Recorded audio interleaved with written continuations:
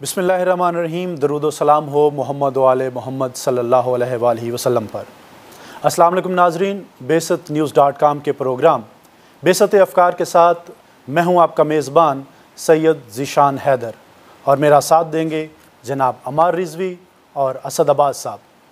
मोहतरम नाजरीन, जैसा कि आप जानते हैं कि हमने बेसत ख़बरनामा और बेसत-न्यूज़.com के प्लेटफॉर्म से अपने नाजरीन और क़ारीन के लिए ख़बरों, तज्ज़ियों, मुज़ाकराती वीडियोज़, रिपोर्ट्स और डॉक्यूमेंट्रीज़ का सिलसिला शुरू किया है, जिसमें हमारी कोशिश है कि हम इस मुक़द्दस प्लेटफॉर्म के ज़रिए अवामी मसाइल, ख़ुसूसन उम्मत मुस्लिमा के मसाइल को इस तरह से उजागर करें कि जिसमें झूठ और सच, ज़ालिम और मज़लूम को एक जैसा ना दिखाया गया हो, और हम सनसनी फैलाने की बजाय आगाही और तरबियत पर तवज्जो दे रहे हैं ताकि हमारे नाजरीन इस्तमारी और इस्तबदादी मीडिया के प्रोपेगेंडे से निजात हासिल कर सकें।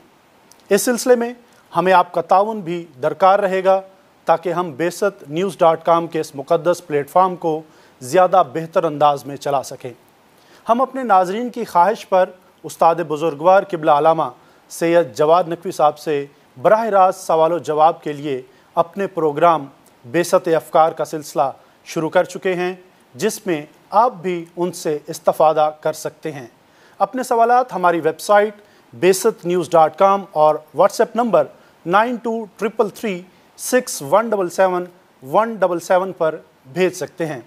अब हम बिला ताख़ीर अपने प्रोग्राम का आगाज़ करते हैं और सबसे पहले मैं उस्ताद मोहतरम को खुशामदीद अर्ज़ करता हूँ और हम शुक्रगुज़ार हैं उस्ताद मोहतरम के कि उन्होंने इस नशस्त के लिए भी अपना कीमती वक्त हमें इनायत फ़रमाया।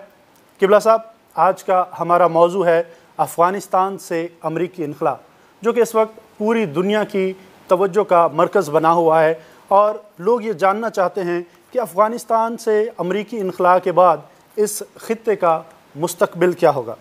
क़िबला साहब, मैं आपकी इजाज़त से ये शुरू कर रहा हूँ कि जैसा कि आप जानते हैं कि ख़ुद तालिबान और मीडिया, उसमें पाकिस्तानी मीडिया है और दीगर अवाम, वो ये समझते हैं कि तालिबान ये तासुर देते हैं कि उन्होंने अमरीकी इनख़ला में जो उनकी मुज़ाहमत है वो बहुत कारगर साबित हुई है, उसका एक ख़ास नतीजा निकला है। जिस तरह उन्होंने वो समझते हैं कि पहले रूस को निकाला है, इसी तरह उन्होंने अमरीका को भी निकालने पर मजबूर कर दिया है। इस पर अगर आप रोशनी डालें। शुक्रिया। औज़ु बिल्लाहि मिनश्शैतानिर्रजीम, बिस्मिल्लाहिर्रहमानिर्रहीम। अल्लाहुम्मा वफ़्फ़िक़ना लिमा तुहिब्बु व तर्दा वजअल आक़िबत उमूरिना खैरा वला तकिलना इला अनफुसिना तरफ़त ऐनिन अबदा। रब्बि अदख़िलनी मुदख़ला सिद्क़िन व अख़रिजनी मुख़रजा सिद्क़ वजअल ली मिन लदुनका सुल्तानन नसीरा। शुक्रिया आप अज़ीज़ों का कि ये मौका फ़राहम किया है बंदा नाचीज़ के लिए भी, और इसी तरह मुल्क के अंदर और बाहर मोमिनीन जहाँ जहाँ भी तशरीफ़ फरमा हैं उनके लिए, ताकि हम अपने ज़माने में और अपने इर्द गिर्द और ख़ुसूसन दुनिया इस्लाम में और मुस्लिमीन के अंदर होने वाले वाक़यात और हवादिस और बाज़ औक़ात बहरान और फ़ितन जिनमें इस वक्त की मौजूदा इस्लामी दुनिया घिरी हुई है, उनकी हकीकत से हम आशना हों। मीडिया के ज़रिए से लोगों को मालूमात तो पहुंचती हैं, लेकिन ये सारी मालूमात सही नहीं होती, बल्कि हकीकत में कुछ और हो रहा होता है और लोगों के सामने कुछ और बयान किया जा रहा होता है।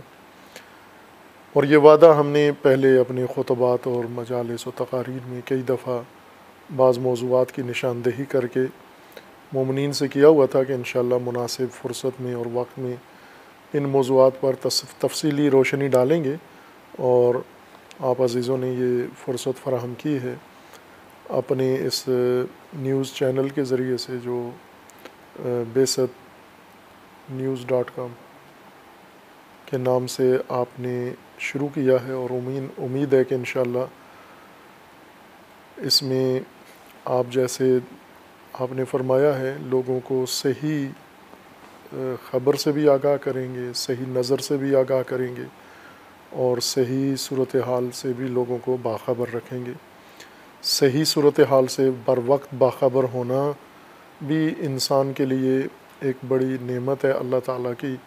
یہ کام خداوند تبارک و تعالیٰ نے نبیوں کے لیے وحی کے ذریعے کیا ہے، اور عام لوگوں کے لیے تعلیم کے ذریعے کیا ہے، اور عوام کے لیے اس کا انتظام و اہتمام ان راویوں کے ذریعے کیا ہے جو آج صحافی کہلاتے ہیں، لیکن گزشتہ زمانہ میں انہیں راویان احادیث کہا جاتا تھا یا راویان تاریخ، اور وہ لوگوں کو آگاہ کرتے تھے۔ ہماری دعا ہے کہ انشاءاللہ یہ سلسلہ قائم رہے، جاری رہے، اور اس سے مومنین استفادہ کرتے رہیں۔ موضوع آج کا افغانستان ہے۔ افغانستان ہمیشہ سے موضوع ہی رہا ہے دنیا میں۔ کوئی ایسا زمانہ نہیں گزرا جب ہم یہ کہیں کہ افغانستان قابل ذکر نہیں تھا، جس طرح قرآن کریم میں اللہ تعالیٰ نے انسان کے بارے میں فرمایا ہے کہ حل عطا علی الانسان حین من الدہر لم یکن شیئا مذکورا، کیا انسان پر کوئی ایسا زمانہ گھڑی دہر زمانہ گزرا ہے جب یہ قابل ذکر نہ ہو؟ یعنی ہمیشہ سے انسان مذکور رہا ہے۔ تو افغانستان بھی ہم یہ کہہ سکتے ہیں کہ تاریخ افغانستان میں ہمیشہ سر ذکر رہا ہے، اور ہمیشہ تذکروں میں اور ہر زمانے کے حوادث میں افغانستان گمنام سرزمین نہیں رہی ہے۔ خصوصاً بر صغیر کے حوالے سے اگر دیکھیں ہم تو افغانستان کا بہت بڑا کردار ہے، چونکہ جتنے مہاجمین حملہ ور ہندوستان پر حملہ ور ہوئے ہیں وہ اکثر و سارے بلکہ افغانستان کے راستے سے آئے ہیں، سوائے انگریزوں کے کہ وہ سمندری راستے سے، کشتیوں کے راستے سے آئے اور بندرگاہوں سے آئے، چونکہ وہ تجارت کے پرچم کے ساتھ آئے، لیکن جو لشکر کشی کے ساتھ آئے اور فتوحات کے لیے وہ سارے افغانستان کے راستے سے آئے ہیں۔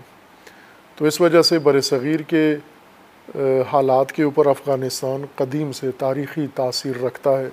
تو آج بھی ہم اگر افغانستان کے موضوع کو بحث کر رہے ہیں تو ایک تو خود افغانستان چونکہ عالم اسلام کا ایک اہم ملک ہے اور وہاں پر ایک عظیم ملت مسلمان مقیم ہے، اور دوسرا یہ کہ افغانستان علاوہ امت اسلامیہ کا جزء ہونے کے اس آخری چند 30-40 سالہ زمانے میں، گزشتہ 3-4 دہائیوں میں افغانستان میں جو کچھ ہوا ہے اس نے افغانستان کے ارد گرد ساری فضا کو متاثر کیا ہے، اور سب سے زیادہ پاکستان کو۔ اب دوبارہ افغانستان میں پھر سے ایک لہر شروع ہونے جا رہی ہے اور دوبارہ افغانستان کو تیار کیا جا رہا ہے انہی مشابہ واقعات اور حادثات کے لیے، بلکہ اس سے بدتر صورتحال کے لیے تیار کیا جا رہا ہے۔ تو ایسے میں ضروری ہے ہماری اپنی نسل کی آگاہی، موجودہ نسل کی آگاہی، کہ ہمیں خبر ہو کہ ہمارے پڑوس میں کیا ہونے جا رہا ہے۔ افغانستان، آپ نے جو سوال کیا ہے کہ امریکی انخلاء ہو رہا ہے، اور امریکی انخلاء کے بعد جو میڈیا تاثر دے رہا ہے یا مختلف طبقات کہ اس کو طالبان کی ایک بڑی فتح اور غلبہ اور کامیابی قرار دے رہے ہیں کہ دوسری سپر طاقت کو شکست دے رہے ہیں، یہ ہے، میں اس کی طرف بعد میں آؤں گا۔ ہم پہلے یہ دیکھ لیں کہ افغانستان کس قسم کی سرزمین ہے، ہمیں اس کی ماہیت کا اندازہ ہو جائے۔ جیسے ہم موسمیاتی لحاظوں سے بعض سرزمینوں کے بارے میں ہم معلومات اگر صحیح رکھتے ہوں تو وہاں کا تجزیہ تحلیل بھی صحیح کر سکتے ہیں، اور ان سرزمینوں کے اندر اگر ہمیں جانا ہو تو اپنی آمادگی کے ساتھ جا سکتے ہیں۔ جیسے ٹھنڈے علاقوں میں اگر آپ کو جانا ہو تو آپ کو اندازہ ہونا چاہیے کہ وہاں برف باری ہوتی ہے، وہاں پہاڑی علاقہ ہے، کوہستانی علاقہ ہے، تو اس طرح کا آپ اہتمام انتظام کرتے ہیں۔ اگر آپ کو گرم علاقوں میں جانا ہے، صحرائی ریگستانوں میں جانا ہے، تو وہاں اس طرح کا آپ اہتمام کر کے جاتے ہیں۔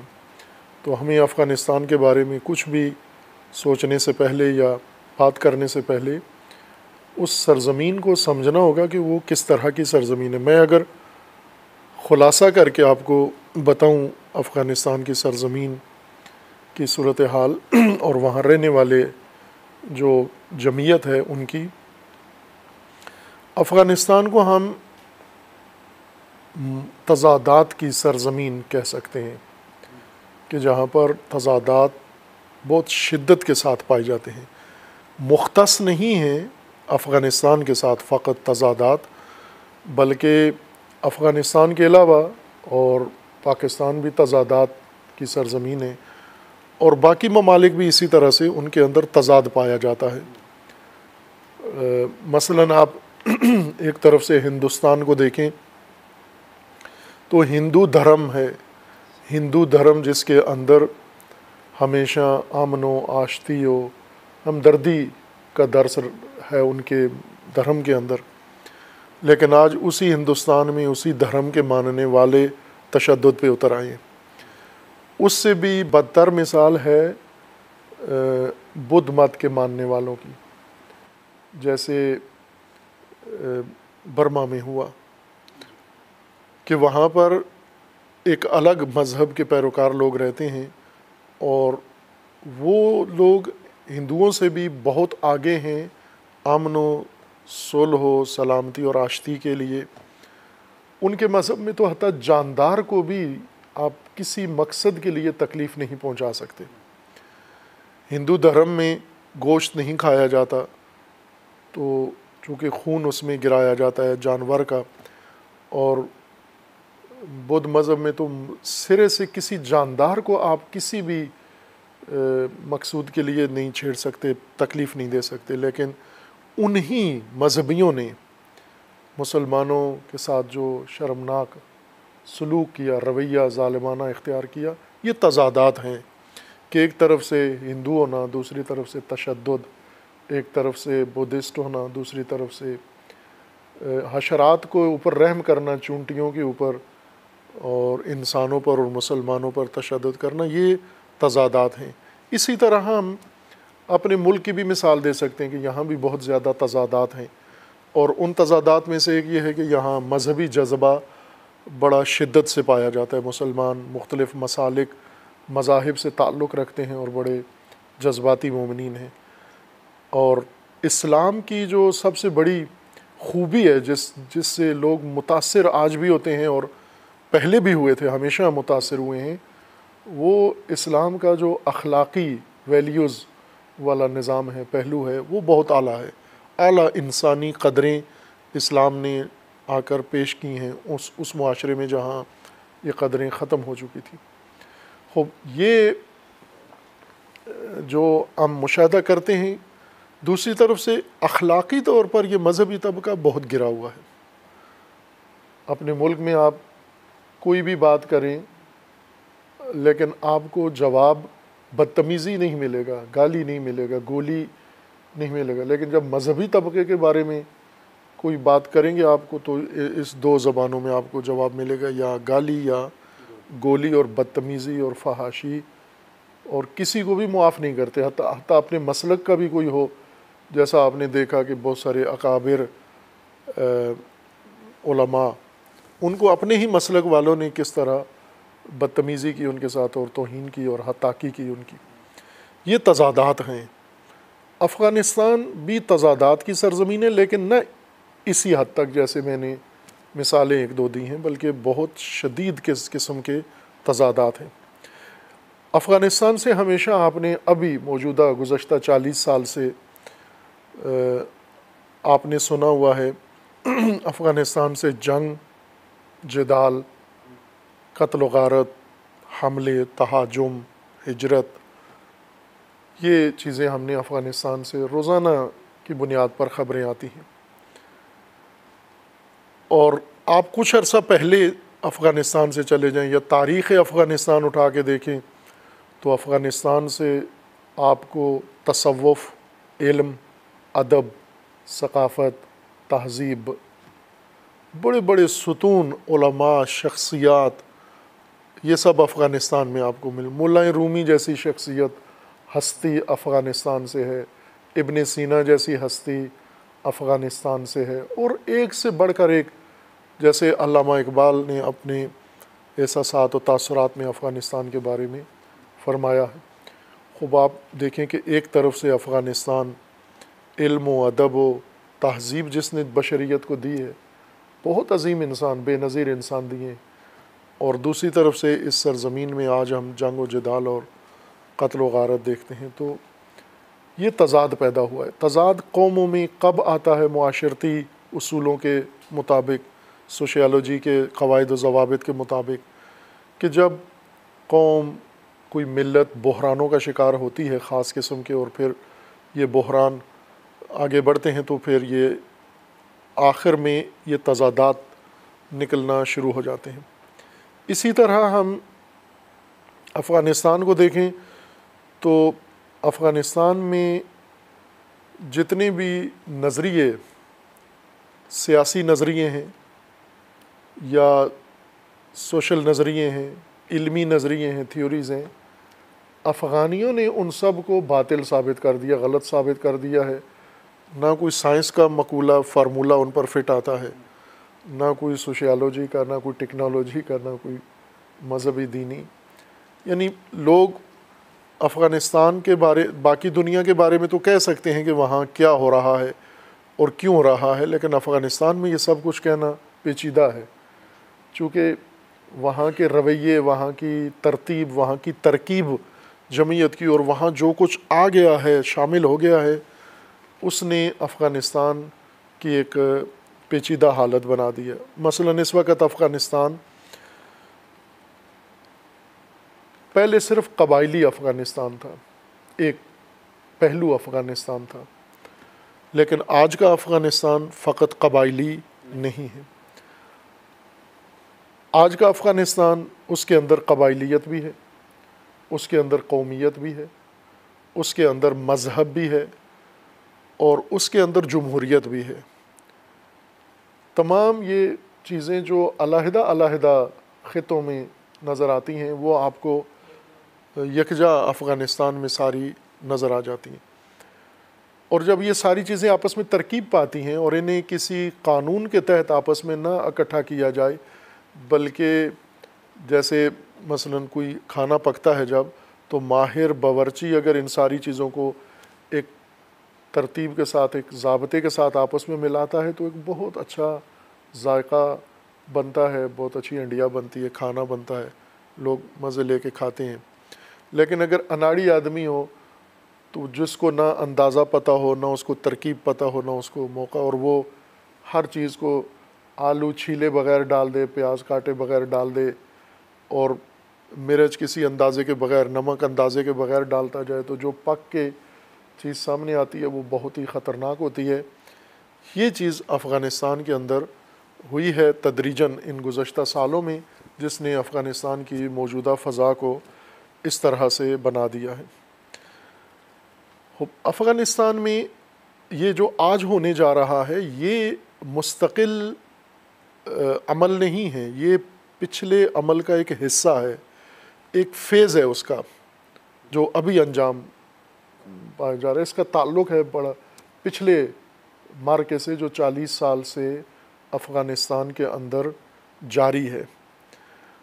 اور اب افغانستان کے اندر بہت پہلو ہیں، آپ توجہ کریں کہ ایک یہ کہ یہ افغانستان کی سرزمین، وہ طاقتیں جو آج افغانستان کے اوپر نظریں جمائی ہوئی ہیں اور جنہوں نے افغانستان کے اندر اپنی فوجیں جمع کی ہوئی ہیں اور مختلف ان کے مفادات ہیں.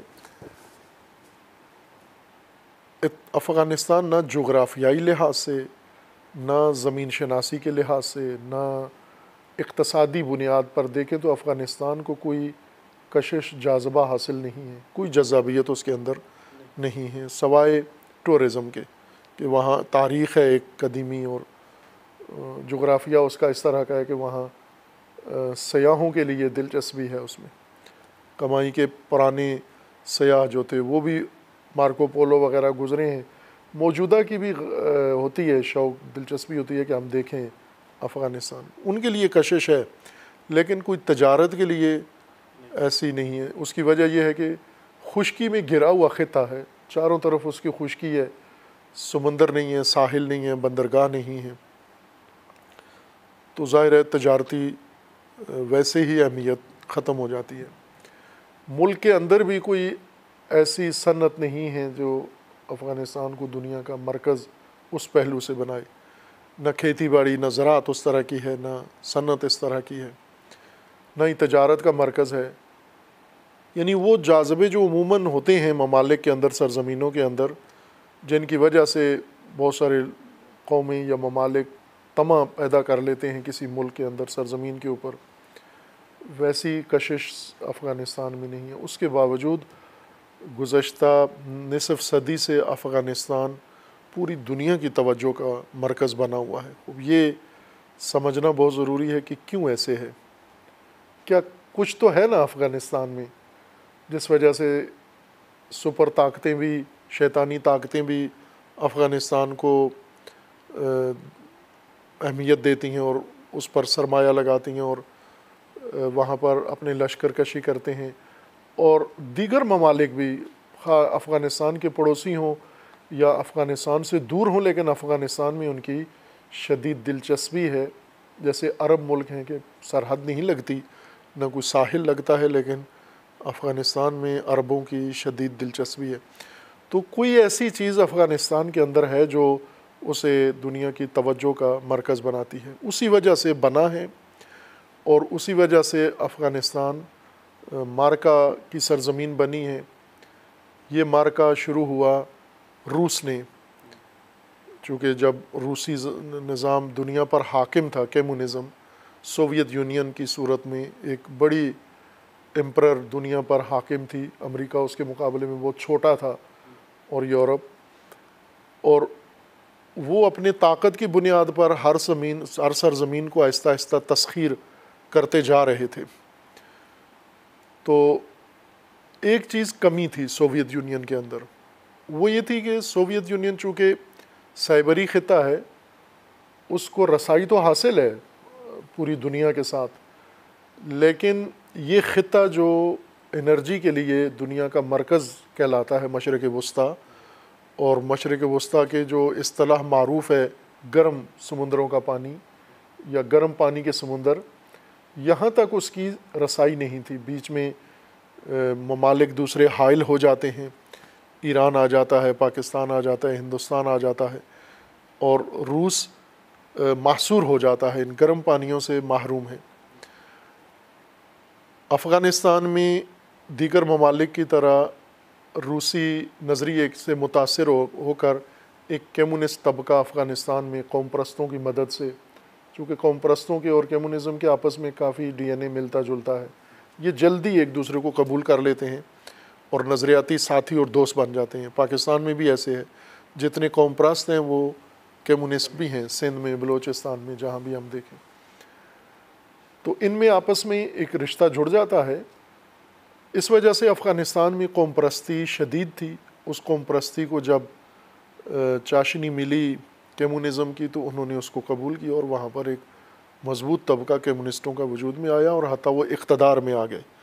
جب وہ اقتدار میں آئے افغانستان میں، تو روس نے ان کا سہارا لے کر، ان کی مدد لے کر افغانستان پر چڑھائی کر دی، اور افغانستان میں اپنی فوجیں اتار دیں۔ مقصد اس کا افغانستان نہیں تھا، مقصد افغانی کمیونسٹوں کی مدد سے افغانستان میں داخل ہونا، اور افغانستان سے پھر پاکستان اور ایران تک رسائی حاصل کرنا، اور پھر پاکستان اور ایران کے ساحل استعمال کرنا۔ یہ روس کا بنیادی مقصد تھا، تاکہ مشرق وسطیٰ کی، یعنی وہ کام جو آج چائنا نے کیا ہے سی پیک بنا کر، یہی کام اس وقت روس کرنے چاہ رہا تھا، لیکن طاقت کے ذریعے۔ چائنا حکمت کے ذریعے یہ کام کر رہا ہے، روس طاقت کے ذریعے یہ کام کرنا چاہ رہا تھا۔ اور اس وقت ظاہر ہے دو سپر طاقتوں میں دنیا بٹی ہوئی تھی، مشرقی غربی بلاک بنا ہوا تھا، تو امریکہ جو پہلے روس سے ویتنام جیسے محاذوں پہ شکست کھا چکا تھا، اور روس کی یہ خواہش دیکھ کر، یہ رجحان دیکھ کر کہ یہ مشرق وسطیٰ میں گھسنا چاہتا ہے افغانستان کے ذریعے، تو امریکہ نے وہ پرانی اپنی ساری جو خفتیں تھیں روس سے اٹھائی ہوئی تھیں، ان سب کی تلافی اور بدلہ لینے کے لیے اس نے افغانستان میں روس کو کاؤنٹر کرنے کے لیے شروع کیا اقدام. اور چونکہ ان ممالک پر مسلمان اکثر ممالک پر امریکیوں کا زیادہ اثر رسوخ تھا، لہٰذا انہوں نے وہ سارا اثر استعمال کر کے تو جہاد کے نام پر روس کے مقابلے میں جنگ شروع کی. پاکستان مکمل طور پر اس میں شامل ہو گیا. پاکستان کی اپنی مجبوریاں تھیں. ضیاء الحق غیر قانونی طور پر حکومت اقتدار اس نے حاصل کی تھی، اس کو دنیا کی تائید کی ضرورت تھی، اور تائید حاصل کرنے کے لیے اس نے سپر طاقت کو یہ موقع دیا کہ ہم اس جنگ میں آپ کا ساتھ دیتے ہیں، اور اس طرح اس کا اقتدار مضبوط ہو گیا اور امریکہ کو افغانستان میں رسائی مل گئی. پاکستان مکمل طور پر اس کے اختیار میں چلا گیا. عرب ملک اور دیگر سب نے مل کر روس کے خلاف جنگ شروع کی، اور وہ جنگ اپنے طبعی اختتام تک پہنچی. روسی اپنے مقاصد میں کامیاب نہیں ہوئے اور انہوں نے افغانستان ترک کر دیا، اور اس وقت مجاہدین نے خوشی کا اظہار کیا، جشن منائے، فتح کے شادیانے بجائے کہ ہم کامیاب ہو گئے ہیں. وہی منظر آج دوبارہ تکرار ہو رہا ہے کہ پھر گھوم کر امریکہ کل تک روس حاکم و قابض بنا ہوا تھا اور امریکہ روس کو نکالنے کے لیے جہاد شروع کیا ہوا تھا. آج الٹ ہوا کہ امریکہ ان حوادث کے بعد قابض ہوا جس کو نکالنے کے لیے روس مددگار ثابت ہوا، اور آج امریکہ وہاں سے جا رہا ہے. یہ چونکہ افغانستان کی سرزمین ان صفات کی مالک ہے، وہاں موجود ترکیب جمعیتی اس طرح کی ہے کہ اس میں مذہبی عنصر بہت غالب ہے، اس میں قومیت ہے، اور اس کے اندر قبائلیت ہے، اور اس کے اندر مختلف تہذیبیں آباد ہیں. یہ ساری چیزیں افغانستان کی، انہوں نے افغانستان کو بیرونی طاقتوں کے لیے مجذوب سرزمین یا جاذب سرزمین بنا دیا. مجذوب تو یہ ہیں اس کے، جاذب سرزمین بنا دیا جو ان کو کھینچتی ہے اپنی طرف.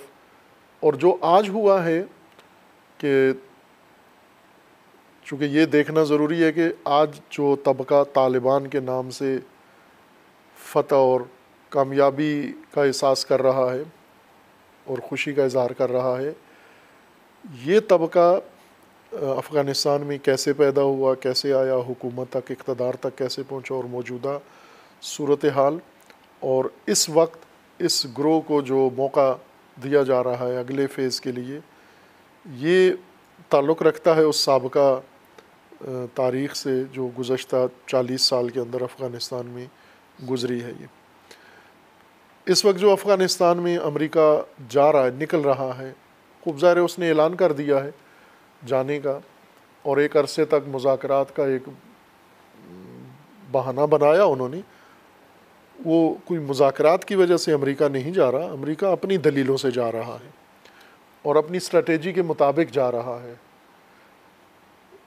جس طرح ہم یوں کہیں کہ استعماری دور میں جب نو آبادیاتی نظام تھا تو برطانیہ کو ہندوستان سے نکلنا پڑا، اور اسی وقت ہم زمان آزادی کی تحریکیں چلیں، تو آزادی کی تحریکوں کو یہ گمان ہے کہ ہم نے انگریزوں کو نکالا ہے. انگریزوں نے نکلنا تھا اپنی اسٹریٹجی کے تحت، انہوں نے جانا تھا یہاں سے، اور وہ اپنا کام کر چکے تھے، اب انہیں مزید یہاں رہنا مہنگا پڑ رہا تھا. اسی طرح امریکہ کو اب وہ استعماری زمانہ تھا، آج استکباری زمانہ ہے. اس مستعمراتی طاقت کو اپنے دلائل سے جانا پڑا، اور آج مستکبر طاقت کو اپنے دلائل سے افغانستان سے جانا پڑ رہا ہے. اور اول تو یہ طے کرنا ہے کہ جا رہا ہے، یہ تو نہیں فوجیں نکال رہا ہے. امریکہ کب جا رہا ہے، یا اس نے کب ایسا تاثر دیا ہے، یا کسی معاہدے میں ایسا شق بھی شامل نہیں ہے، نہ کوئی ایسا دعویٰ کر سکتا ہے کہ امریکہ افغانستان کو چھوڑ رہا ہے، فوجیں نکال رہا ہے. چونکہ اس کی ضرورت ہے، اس کی اسٹریٹجی ہے، اور اس انخلاء سے امریکہ افغانستان کو نہ اپنے حال پہ چھوڑ رہا ہے اور نہ ہی خود لا تعلق ہو رہا ہے، بلکہ افغانستان کو ایک اگلے فیز میں جو اب امریکہ کے مد نظر ہے اس میں داخل کرنے کے لیے اس نے یہ قدم اٹھایا ہے. ڈاکٹر صاحب یہ سوال کر رہے ہیں امجد علی، قم المقدس ایران سے اور محمد عباس مہدی کا سوال ہے کہ امریکہ کا افغانستان میں آنے کا مقصد کیا تھا؟ کیا ہم کہہ سکتے ہیں کہ وہ اپنے مقصد میں ناکام ہو کر جا رہا ہے یا اسے کامیاب کہا جا سکتا ہے؟ کیا افغانستان سمیت جہاں جہاں بھی امریکی فوج نے چڑھائی کی وہاں عوام کو کوئی نفع یا نقصان پہنچا ہے؟ یہ بات کہ امریکہ اپنے مقاصد میں کامیاب ہوا ہے یا نہیں ہوا، اس کے لیے ہمیں پہلے امریکی مقاصد کی طرف توجہ کرنی ہوگی کہ کیا تھے مقاصد اس کے یہاں آنے پہ، افغانستان میں کیوں، کن مقاصد کی خاطر آیا۔ تو اگر تو ہم یہ کہیں کہ وہ آیا تھا افغانستان میں امن قائم کرنے تو یقیناً ناکام ہے امریکہ۔ اگر وہ آیا تھا افغانستان کو قبضہ کر کے امریکی ریاست بنانے تو وہ ناکام ہے۔ اگر وہ آیا تھا طالبان کو ختم کرنے تو بھی ناکام ہے۔ اگر یہ اس کے مقاصد ٹھہرائے جائیں تو وہ ناکام سمجھا جائے گا۔ لیکن اگر ہم یہ کہیں کہ نہ، ان میں سے کوئی بھی اس کا مقصد نہیں تھا، نہ وہ امن قائم کرنے آیا، نہ ہی وہ طالبان ختم کرنے آیا، اور نہ ہی وہ یہاں پر قبضہ کر کے افغانستان کو اپنی سرزمین کا حصہ بنانے کے لیے آیا، ان مقاصد کے لیے نہیں آیا امریکہ۔ نہ ہی ہمیں گزشتہ امریکی جو صدور مہاجمین جو ان کے کمانڈرز گزرے ان کی اس میں تھا کہ ہم اس مقاصد کے لیے افغانستان میں آئے ہیں۔ افغانستان میں تجارتی مقاصد کے لیے بھی نہیں آیا، چونکہ وہاں کوئی تجارتی جاذبہ ہے ہی نہیں ہے۔ افغانستان 100% انحصار کرتا ہے باہر کی دنیا پر۔ افغانستان کے اندر زیادہ سے زیادہ معدنی پتھر ہیں، اور سب سے زیادہ جو افغانی پیداوار دنیا تک پہنچتی ہے وہ منشیات ہیں۔ اور ظاہر ہے کہ امریکہ خود اپنے ملک میں کافی منشیات میں غنی ہے، خود کفیل ہے، اور جو کمی پڑتی ہے وہ کولمبیا سے پوری ہو جاتی ہے۔ اس کے امریکی براعظم میں ہی منشیات کی کمی اس کی پوری ہو جاتی ہے۔ تو افغانستان اس لیے بھی نہیں آیا۔ افغانستان کی جو امریکہ کو ضرورت پڑی ہے، وہ پہلے ایک اشارہ کیا کہ افغانستان میں امریکہ کا پہلے کوئی رجحان نہیں تھا، نہ کوئی تعلق تھا۔ مجھے یاد ہے جب 2001 میں افغانستان پر حملہ ہوا اور خبر آئی، پہلے انہوں نے میزائل سے حملہ کیا تھا اور دوسرے دن تمام میڈیا نے اس کو اٹھالا۔ امریکہ میں مقیم، میں ایران میں اس وقت پڑھ رہا تھا، قم مقدسہ میں تھا، اور یہ خبر بڑی دھماکے دار خبر تھی اس وقت، چونکہ فضا تو بنی ہوئی تھی، ماحول بنا ہوا تھا کہ کب اٹیک ہوتا ہے، تو وہ ہو گیا وہ اٹیک 9/11 کے بعد۔ اور پھر یہ خبر پوری دنیا میں اس نے ایک زلزلہ ایجاد کیا۔ تو ٹی وی کھولا ہم نے تو وہاں ٹی وی میں امریکہ ہی کے ساتھ ان کا رابطہ تھا۔ امریکہ میں موجود ایک ایرانی نژاد پروفیسر، ان سے نیوز اینکر نے رابطہ کیا ہوا تھا اور ان کا انٹرویو لے رہا تھا اسی حملے کے بارے میں۔ اور اس اینکر نے یہ پوچھا اس پروفیسر سے کہ آپ بتائیے کہ یہ خبر جو افغانستان پر حملے کی امریکہ کے اندر نشر ہوئی ہے، تو اس وقت امریکی عوام کا کیا رد عمل ہے؟ یہاں رات تھی اس وقت، رات کے وقت یہ انٹرویو ہو رہا تھا، تو امریکہ میں صبح تھی۔ تو پروفیسر صاحب نے کہا کہ میں خود ابھی اٹھا ہوں اور میں نے یہ خبر ابھی دیکھی ہے، اور امریکی ابھی اٹھے ہیں اور اٹھ کے ناشتہ واشتہ کریں گے، اور پھر اس کے بعد وہ سارے نقشہ نکالیں گے، یا پیپر میپ نکالیں گے یا نیٹ پر نکالیں گے، اور پہلے سب سے پہلے یہ ڈھونڈیں گے کہ افغانستان ہے کہاں دنیا میں۔ یہ سب سے پہلا رد عمل امریکیوں کا یہ ہوگا، اور بالکل درست بات تھی، چونکہ امریکی عوام، عام طبقہ امریکی، وہ اس گمان میں ہے کہ امریکہ کے ساحلوں سے آگے آبادی ختم ہو جاتی ہے، باقی سارا سمندر ہے اور آبادی یہی ہے جس کو امریکہ کہتے ہیں۔ تو پہلے تو وہ ڈھونڈیں گے افغانستان ہے کہاں، وہ سمجھیں گے شاید امریکہ کے اندر ہی کسی ریاست کے ساتھ یا پڑوس میں کوئی ملک ہے، تو پہلے تو وہ یہ دیکھیں گے۔ یعنی کہنے کا مقصد یہ ہے کہ افغانستان اتنا امریکیوں کے لیے اہمیت کھویا ہوا تھا کہ انہیں نقشے میں ڈھونڈنا پڑتا تھا کہ افغانستان ہے کہاں۔ لیکن ناگہان آپ دیکھیں کہ وہی قوم، وہی جمعیت، ملک اپنے لو لشکر لے کے اور ساری توانائیاں لے کر افغانستان میں آ کے پڑاؤ ڈالتا ہے، نہ وہاں تجارت ہے نہ وہاں صنعت ہے. جو جیسے عرب ملکوں پہ امریکہ کی دلچسپی ہے کہ وہاں تیل ہے، گیس ہے، اور اس کو ان کے اوپر اپنا ہولڈ رکھنا ہے تاکہ امریکہ اپنی ضرورت پوری کر سکے. یا اسی طرح دیگر دنیا کے ممالک پر اگر اس نے اپنا تسلط رکھنا ہے تو اس کی کوئی وجہ ہے مادی. افغانستان میں کیا کشش تھی امریکہ کے لیے؟ یہ جو مقاصد کہ ہم کہیں کہ امریکہ ناکام ہوا ہے یا کامیاب، یہ مقاصد ڈھونڈنے کے لیے. مقصد کیا تھا اس کا؟ مقصد اس کا پہلا مقصد افغانستان آنے کا 1979 میں روس کا مقابلہ کرنا تھا، اور اس مقصد میں امریکہ کامیاب ہے، ہوا ہے. روس کو اس نے پاؤں جمانے نہیں دیے. اور مزے کی بات ہے کہ اپنی فوجیں نہیں اتاری. آج تو اپنی فوجیں اتار کے واپس جا رہا ہے. اس وقت ایک سپر طاقت کو امریکہ نے وہاں سے نکلنے پر مجبور کیا، اپنا ایک فوجی مروائے بغیر، اپنی فوج کا ایک سپاہی ضائع کیے بغیر، اپنی فوج کا کوئی بندہ اس میں داخل کیے بغیر اس نے یہ ہدف حاصل کر لیا. وہ کس سے حاصل کیا؟ مسلمانوں سے، اور مسلمانوں کے دینی جذبے سے اور ان کی نافہمی سے یہ اس نے مقصد حاصل کیا، اور بڑے کامیابی کے ساتھ. یہ بہت بڑی کامیابی ہے کہ ایک سپر طاقت مکمل ہدف حاصل کر لے، اس کا نہ ہنگ لگے نہ پھٹکڑی. یہ بات ابھی چند دن پہلے آپ کی توجہ سے گزری ہوگی. بعض کالم نگاروں نے اس سے پکڑا ہے اس جملے کو، چونکہ اس وقت مذہبی تنظیموں میں بہت ساری تنظیمیں جہادی بن چکی تھیں، اس وقت سیاسی تھیں لیکن اس زمانے میں جہادی ہو گئی تھیں، جن میں سر فہرست ایک جماعت اسلامی تھی جو افغانستان میں باقاعدہ مجاہدین کے حامی تھی. ابھی ان مجاہدین میں سے جو جماعت اسلامی کے مورد تائید تھے ان میں گلبدین حکمت یار تھے، جو چند دن پہلے مہمان تھے جماعت اسلامی کے منصورہ میں آئے ہوئے تھے، اور ان کی بڑی اوبھگت ہوئی وہاں پر.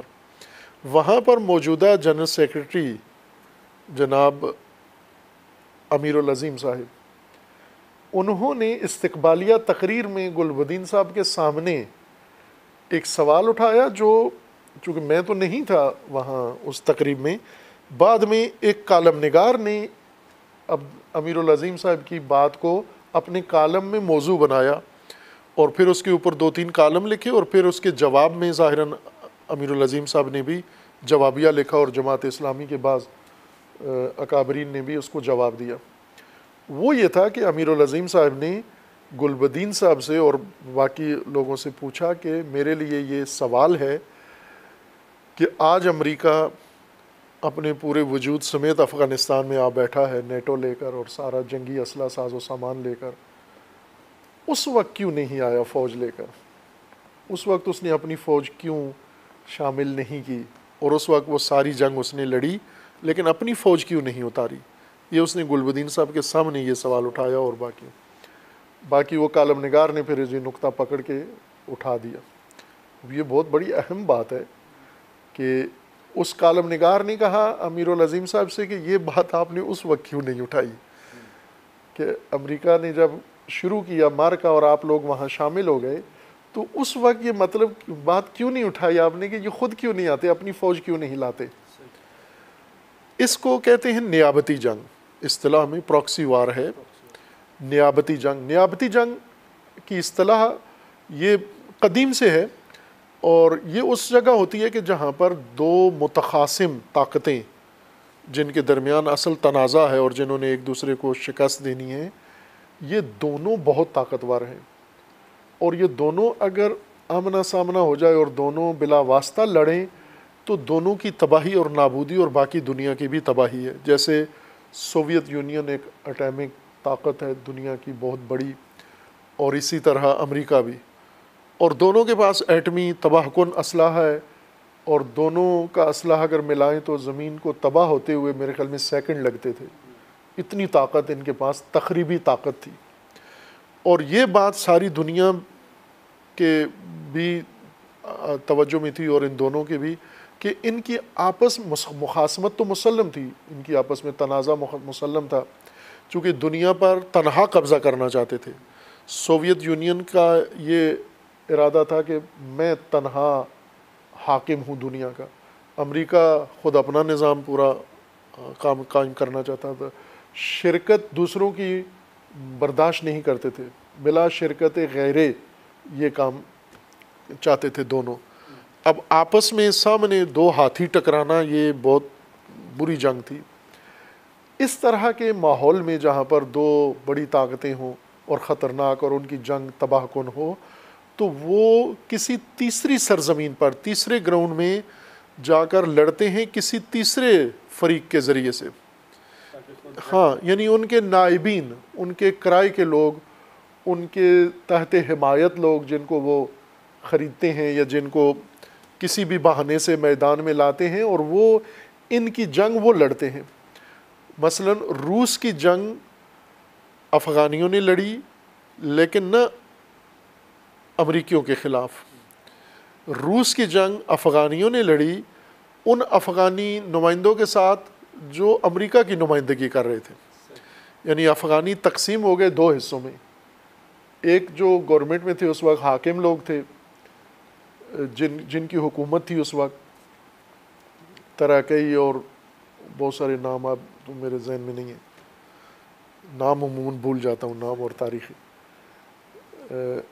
معروف نام ہیں ان کے جو اس وقت حاکم تھے. یہ روس کی نمائندے, یہ بھی افغانی تھے سارے, کابل پر جو حاکم تھے. مجاہدین بھی افغانی تھے سارے. افغانیوں نے افغانیوں کو مارا. کس افغانی نے کس کو مارا؟ امریکہ کی نیابت میں لڑنے والوں نے روس کی نیابت میں لڑنے والے افغانیوں کو مارا, اور روس کی نیابت میں لڑنے والوں نے امریکہ کی نیابت میں لڑنے والے افغانیوں کو مارا. اس کو نیابتی جنگ کہتے ہیں, اور یہ کثرت سے دنیا کے اندر ہو رہی ہے. اور امریکہ نے یہ پالیسی اس وقت اختیار کی تھی کہ جنگ تو روس کے خلاف کرنی ہے, لیکن نیابتی کرنی ہے, خود نہیں, بلا واسطہ جنگ نہیں لڑنی, وہ تباہ کن ہے دونوں کے لیے. پس امریکہ کا پہلا ہدف افغانستان میں آنا روس کو نکالنا تھا, تو امریکہ کامیاب ہوا, ناکام نہیں ہوا. امریکہ کا دوسرا ہدف جب افغانستان میں روس کی وجہ سے وہ آیا, تو افغانستان کو کافی ڈیپ میں اس نے اسٹڈی کر لیا. پہلے نہیں تھی, پہلے امریکی انسٹیٹیوٹس میں افغانستان کا کوئی ڈیسک نہیں ہوا کرتا تھا, چونکہ اتنی اہمیت والی سرزمین ہی نہیں تھی وہاں. معلوم نہیں مجھے, میں مطالعہ نہیں کیا اس وقت ان کا سفارت خانہ کتنے مرلے کا تھا اور سفیر کس لیول کا رکھتے تھے, چونکہ عموماً جس ملک میں کسی ملک کو کوئی دلچسپی نہیں ہوتی وہاں بہت ہی ایک کرائے کا سفارت خانہ ہوتا ہے, کرائے کی بلڈنگ ہوتی ہے 2-4 کمروں کی, اور سفیر بھی کوئی ایسا گھسا پٹا ریٹائرڈ یا بدعنوان قسم کا کوئی افسر ہوتا ہے جس کو نکالنا ہوتا ہے ملک سے, اس کو بھیج دیتے ہیں. لیکن جس ملک کے ساتھ اچھے تعلقات ہوتے ہیں وہاں بہت بڑا ایک علاقہ ایکڑوں کے اندر سفارت خانہ بنایا جاتا ہے. اس وقت امریکہ کا سفارت خانہ بتائے گا کہ افغانستان کی اہمیت کتنی تھی. اور آج امریکی سفارت خانہ افغانستان کے اندر اتنا ہے کہ جس کے اندر کئی لشکر امریکی جا سکتے ہیں, جس کے اندر ایئرپورٹ ہے, جس کے اندر امریکی ٹریننگ سینٹر ہے. یعنی جو افغانستان کے جتنے بھی مثلا بڑے بڑے سینٹر ہیں, ایئرپورٹ ہیں فلاں, ان سب سے بڑا ہے. یعنی اس کے اندر شہر بھی ہے, اس کے اندر مارکیٹ بھی ہے, اس کے اندر دفتر بھی ہیں. یہ بنا چکا ہے, اس کو نہیں بند کر رہا, نیٹو کو نکال رہا ہے, افواج اپنی نکال رہا ہے. سفارت خانہ اور اس کے اندر جو طاقت ہے وہ ساری وہیں پر ہے. اب افغانستان میں امریکہ رکا کیوں ہے, دوبارہ کیوں لوٹ کر آیا؟ ایک دفعہ تو روس کو نکال کے امریکہ بھی نکل گیا تھا, دوبارہ کیا اس کا شوق بنا کہ دوبارہ افغانستان میں لوٹنا ہے؟ دوبارہ یہ ہوا کہ امریکہ نے جو اثاثے افغانستان میں بنائے تھے اور پاکستان میں, یعنی جہادی لوگ, اب ظاہر ہے کہ یہ جہادی پاکستان میں بھی ان کے لیے یہ لفظ استعمال ہوتا ہے, یہ قومی اثاثے ہیں, اور قومی اثاثے ظاہر ہے قومی خرچے سے بنتے ہیں تو ضائع نہیں کیے جاتے. مجاہدین, ان مجاہدین کو انہوں نے یہ سمجھا کہ یہ ہمارے چونکہ بنائے ہوئے ہیں, ہمارے رحم و کرم پر تھے, ہم نے ان سے استفادہ کر لیا ہے, اب یہ واپس چلے جائیں گے جہاں جہاں سے آئے تھے, اور دوبارہ پھر کبھی ہمیں ان کی ضرورت پڑی تو ہم دوبارہ ان سے فائدہ اٹھا لیں گے. یہ ان کی سوچ تھی. لیکن یہاں غلطی ان سے یہ ہو گئی کہ جب اس طرح غیر ریاستی گروہ عام پبلک سے لشکر بنائے جاتے ہیں اور انہیں اسلحہ چلانے کی ٹریننگ دی جاتی ہے اور جنگی ان کو ایک بڑی زندگی مہارت حاصل ہو جاتی ہے اور پھر وہ جنگی لارڈ بن جاتے ہیں، سالار بن جاتے ہیں، تو وہ معمول کی دنیا میں واپس نہیں آتے، کبھی بھی نہیں آتے. آپ منشیات کے عادی شخص کو واپس لا سکتے ہیں، کسی بھی عادت میں گرفتار انسان کو آپ تربیت کر کے سمجھا پلا کے دباؤ میں رکھ کر اس کو واپس لا سکتے ہیں، سوائے اس شخص کے، انسان کے جس کے ہاتھ خون میں رنگین ہو چکے ہیں، جس کے منہ خون لگ چکا ہے. یہ نہیں آ سکتے واپس. یہ طے ہے، یہ انسان کی یہ خصلت ہے، کمزوری ہے. اور انہوں نے ان کی مدد کی اور ان لوگوں نے دنیا کی بہت ہی خوفناک جنگ لڑی. ان کو ایسا ماڈرن اسلحہ دیا گیا. ایران نے عراق کے خلاف جو جنگ جیتی ہے اور لڑی ہے، وہ ساری مجاہدین سے لے کر وہ ماڈرن اسلحہ جو امریکہ نے اور یورپ نے دیا ہوا تھا مجاہدین کو اور یہ بیچ دیتے تھے ایران کو.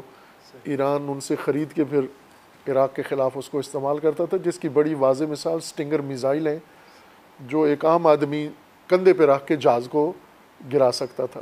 زمین سے ہوا میں مار کرنے والے ایک بہت غیر معمولی ہتھیار تھا. اور اب معلوم نہیں، آپ لوگ چھوٹے ہوں گے اس وقت، آپ کو یاد نہیں ہوگا، جب یہ خبر نکلی تھی کہ سٹنگر میزائل ایران کے ہاتھ لگ گئے ہیں تو ایک تہلکہ مچ گیا تھا. چونکہ سٹنگر میزائل کا ڈپو پاکستان میں تھا اور مجاہدین کے تقسیم کرتے تھے مختلف. گلبدین حکمت یار کی جماعت تھی، حزب اسلامی، اور اسی طرح پروفیسر برہان الدین ربانی اور ان کے ساتھ اٹیچ جنگی کمانڈر مسعود، کیا مسعود؟ نہیں، یہ محسود ہے، مسعود وہ معروف جنگی کمانڈر جو شیر پنشیر جس کو کہا جاتا تھا. اب یہ وہ لوگ تھے جو اس وقت دنیا میں ایک ٹاپ پر ان کی خبریں ہوتی تھیں اور ان کے پاس جو وسائل تھے، جو ظاہر عرب دنیا نے اپنے خزانوں کے منہ کھولے ہوئے تھے ان کے لیے، امریکہ نے، یورپ نے، سب نے. اور پاکستان میں ایک بڑی رونق تھی ہر حوالے سے. پاکستان میں افغان مجاہدین اور مہاجرین کے لیے جو سامان دنیا سے آتا تھا، جہاز اور کنٹینر، وہ ادھر لوگوں کے وارے نیارے تھے. اس وقت تو پاکستانیوں کی ایک بہشت بنی ہوئی تھی، ایک دنیا تھی اس وقت. ہمیں یاد ہے افغانی جن کے لیے آتا تھا وہ بیچارے کیمپوں میں بھوک مر رہے ہوتے تھے، لیکن پاکستانی جو ان مہاجرین کے کیمپ چلاتے تھے، ان کے گھر اور کوٹھیاں اور بنگلے اور ان کے اپنے جہاز چلتے تھے. ان کے لیے یہ مدد آتی تھی.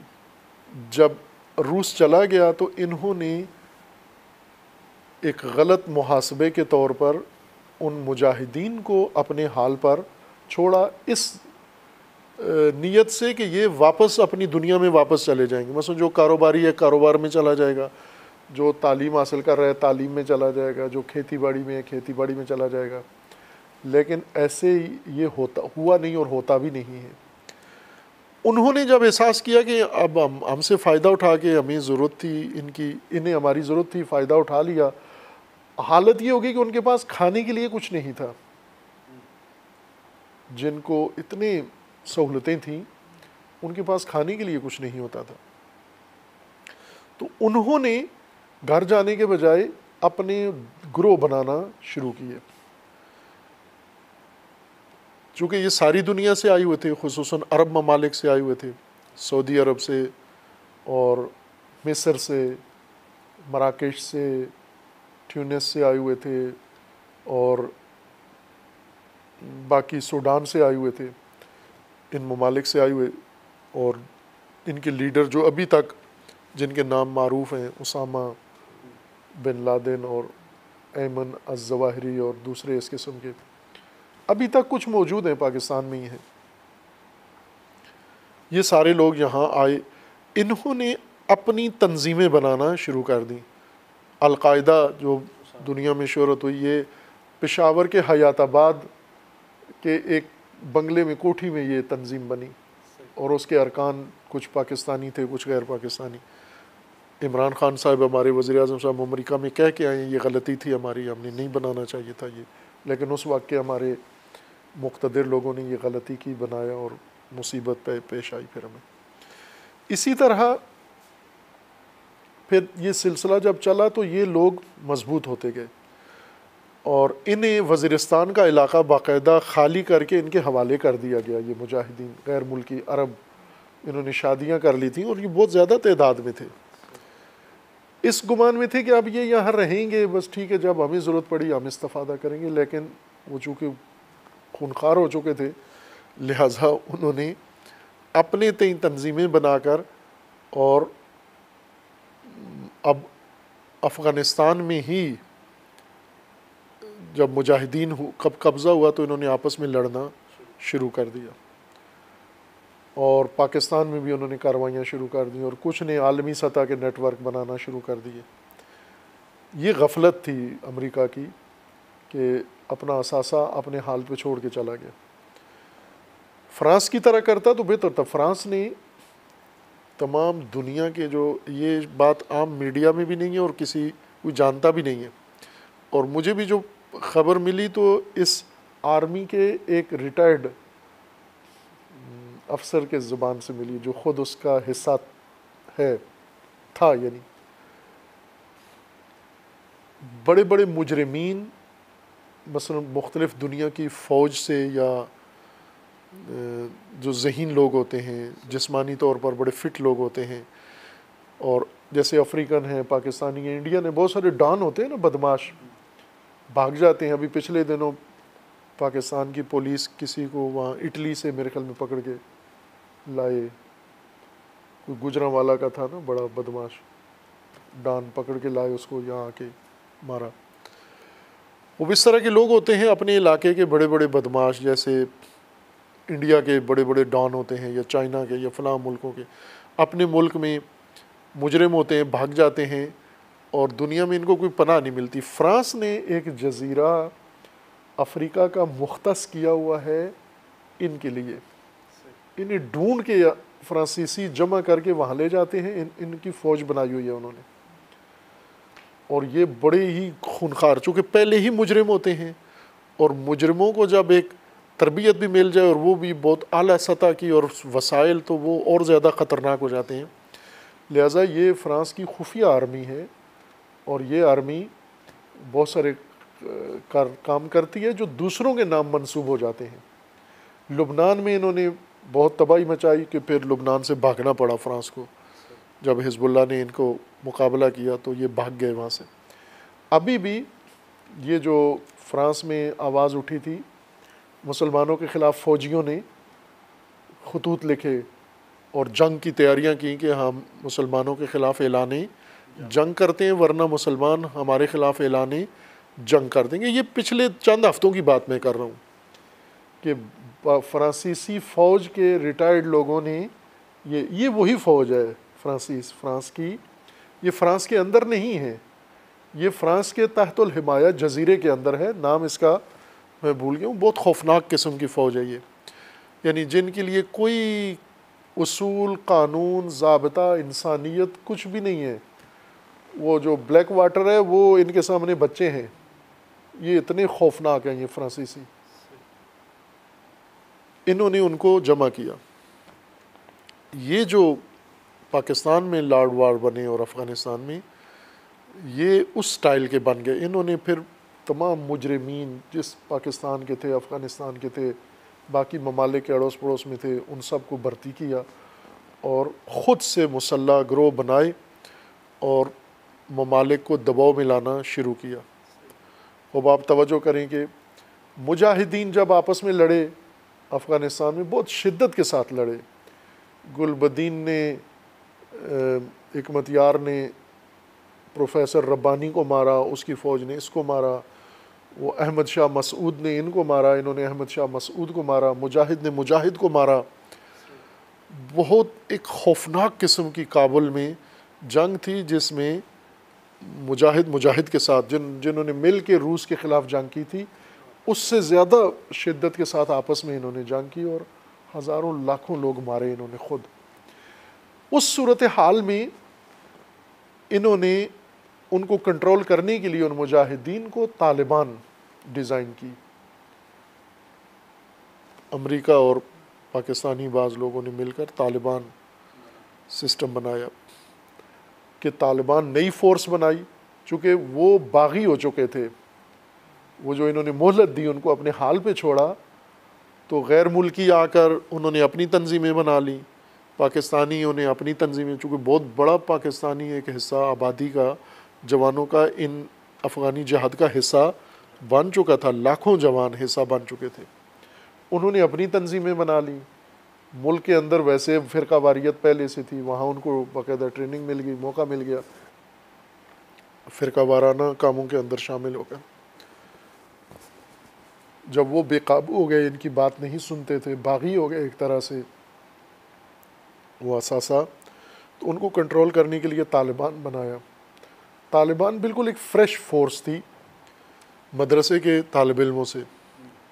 ابتدائی اس کا پہلا بریگیڈ بنایا گیا جو پشاور اور سرحد کے مدرسوں میں تھے. ایک خاص مسلک کے لوگوں نے ان کو بنایا، اور پھر انہیں ایک علاقے میں جا کر انہوں نے کام شروع کیا، کامیابیاں حاصل کی، وہاں امن قائم کیا انہوں نے اپنے انداز کا امن. تو آہستہ آہستہ پھر یہ باقی ملک کے اندر پیسے ان کے پاس بے تحاشا تھے. جنگ بہت کم کی طالبان نے، پیسہ زیادہ جا کے پھینکتے تھے. اور اس طرح سے دیکھتے دیکھتے ملک کے اوپر طالبان قابض ہو گئے. ایک طرف سے وہ جو مجاہدین تھے بڑے بڑے، وہ سارے تتر بتر ہو گئے، یا مارے گئے یا پکڑے گئے یا بھاگ گئے افغانستان سے، اور طالبان کا مکمل قبضہ ہو گیا. طالبان مجاہدین کے دشمن ہو گئے، وہ ان کے. اور پھر اس کے بعد طالبان کی جب حکومت قائم ہوئی، تو یہ جو عرب گروہ تھے جنہوں نے تنظیمیں بنا لی تھیں اپنی مستقل اور نظر انداز کر دیے گئے تھے، طالبان کے ساتھ ان کا سمجھوتا ہو گیا، اور یہ سارے پھر افغانستان میں منسلک ہو گئے. اسامہ اور اسامہ کے سے مربوط دیگر جو گروہ تھے، ان میں پھر اب امریکہ کو اس وقت ہوش آیا جب یہ سب کچھ ہو چکا تھا. یعنی یہ آزاد باغی گروہ سارے منظم ہو کے طالبان سے جڑ چکے تھے، ایک پناہ گاہ ان کو مل گئی تھی. اور انہوں نے شروع کیا اب امریکہ کی مخالفت کرنا، یا عرب ملکوں کے اندر جہاد، پاکستان کے اندر جہاد. طالبان پاکستان بن گئے، طالبان افغانستان بن گئے، طالبان انٹرنیشنل بن گئے، طالبان فلاں بن گئے. اندر ان کے یہی عرب گروہ تھے جو کام کرتے تھے. کہ اس دوران پھر 9/11 کا واقعہ ہوا، جو خود مشکوک ہے. جو یعنی مشکوک اس معنی میں ہے کہ کوئی واضح طور پر ایسی تحقیق تفتیش دنیا میں پروف کے طور پر سامنے نہیں آئی، لیکن اگر تحلیل کیا جائے تو وہ کنفرم ہے کہ وہ امریکہ نے خود کیا، اور خود کر کے اس کے بہانے سے افغانستان کو دوبارہ ٹارگٹ کیا، اور وہاں فوجیں داخل کر کے اور طالبان کا بنا ہوا سیٹ اپ ختم کر کے پھر امریکہ نے جمہوری نظام وہاں پر قائم کیا.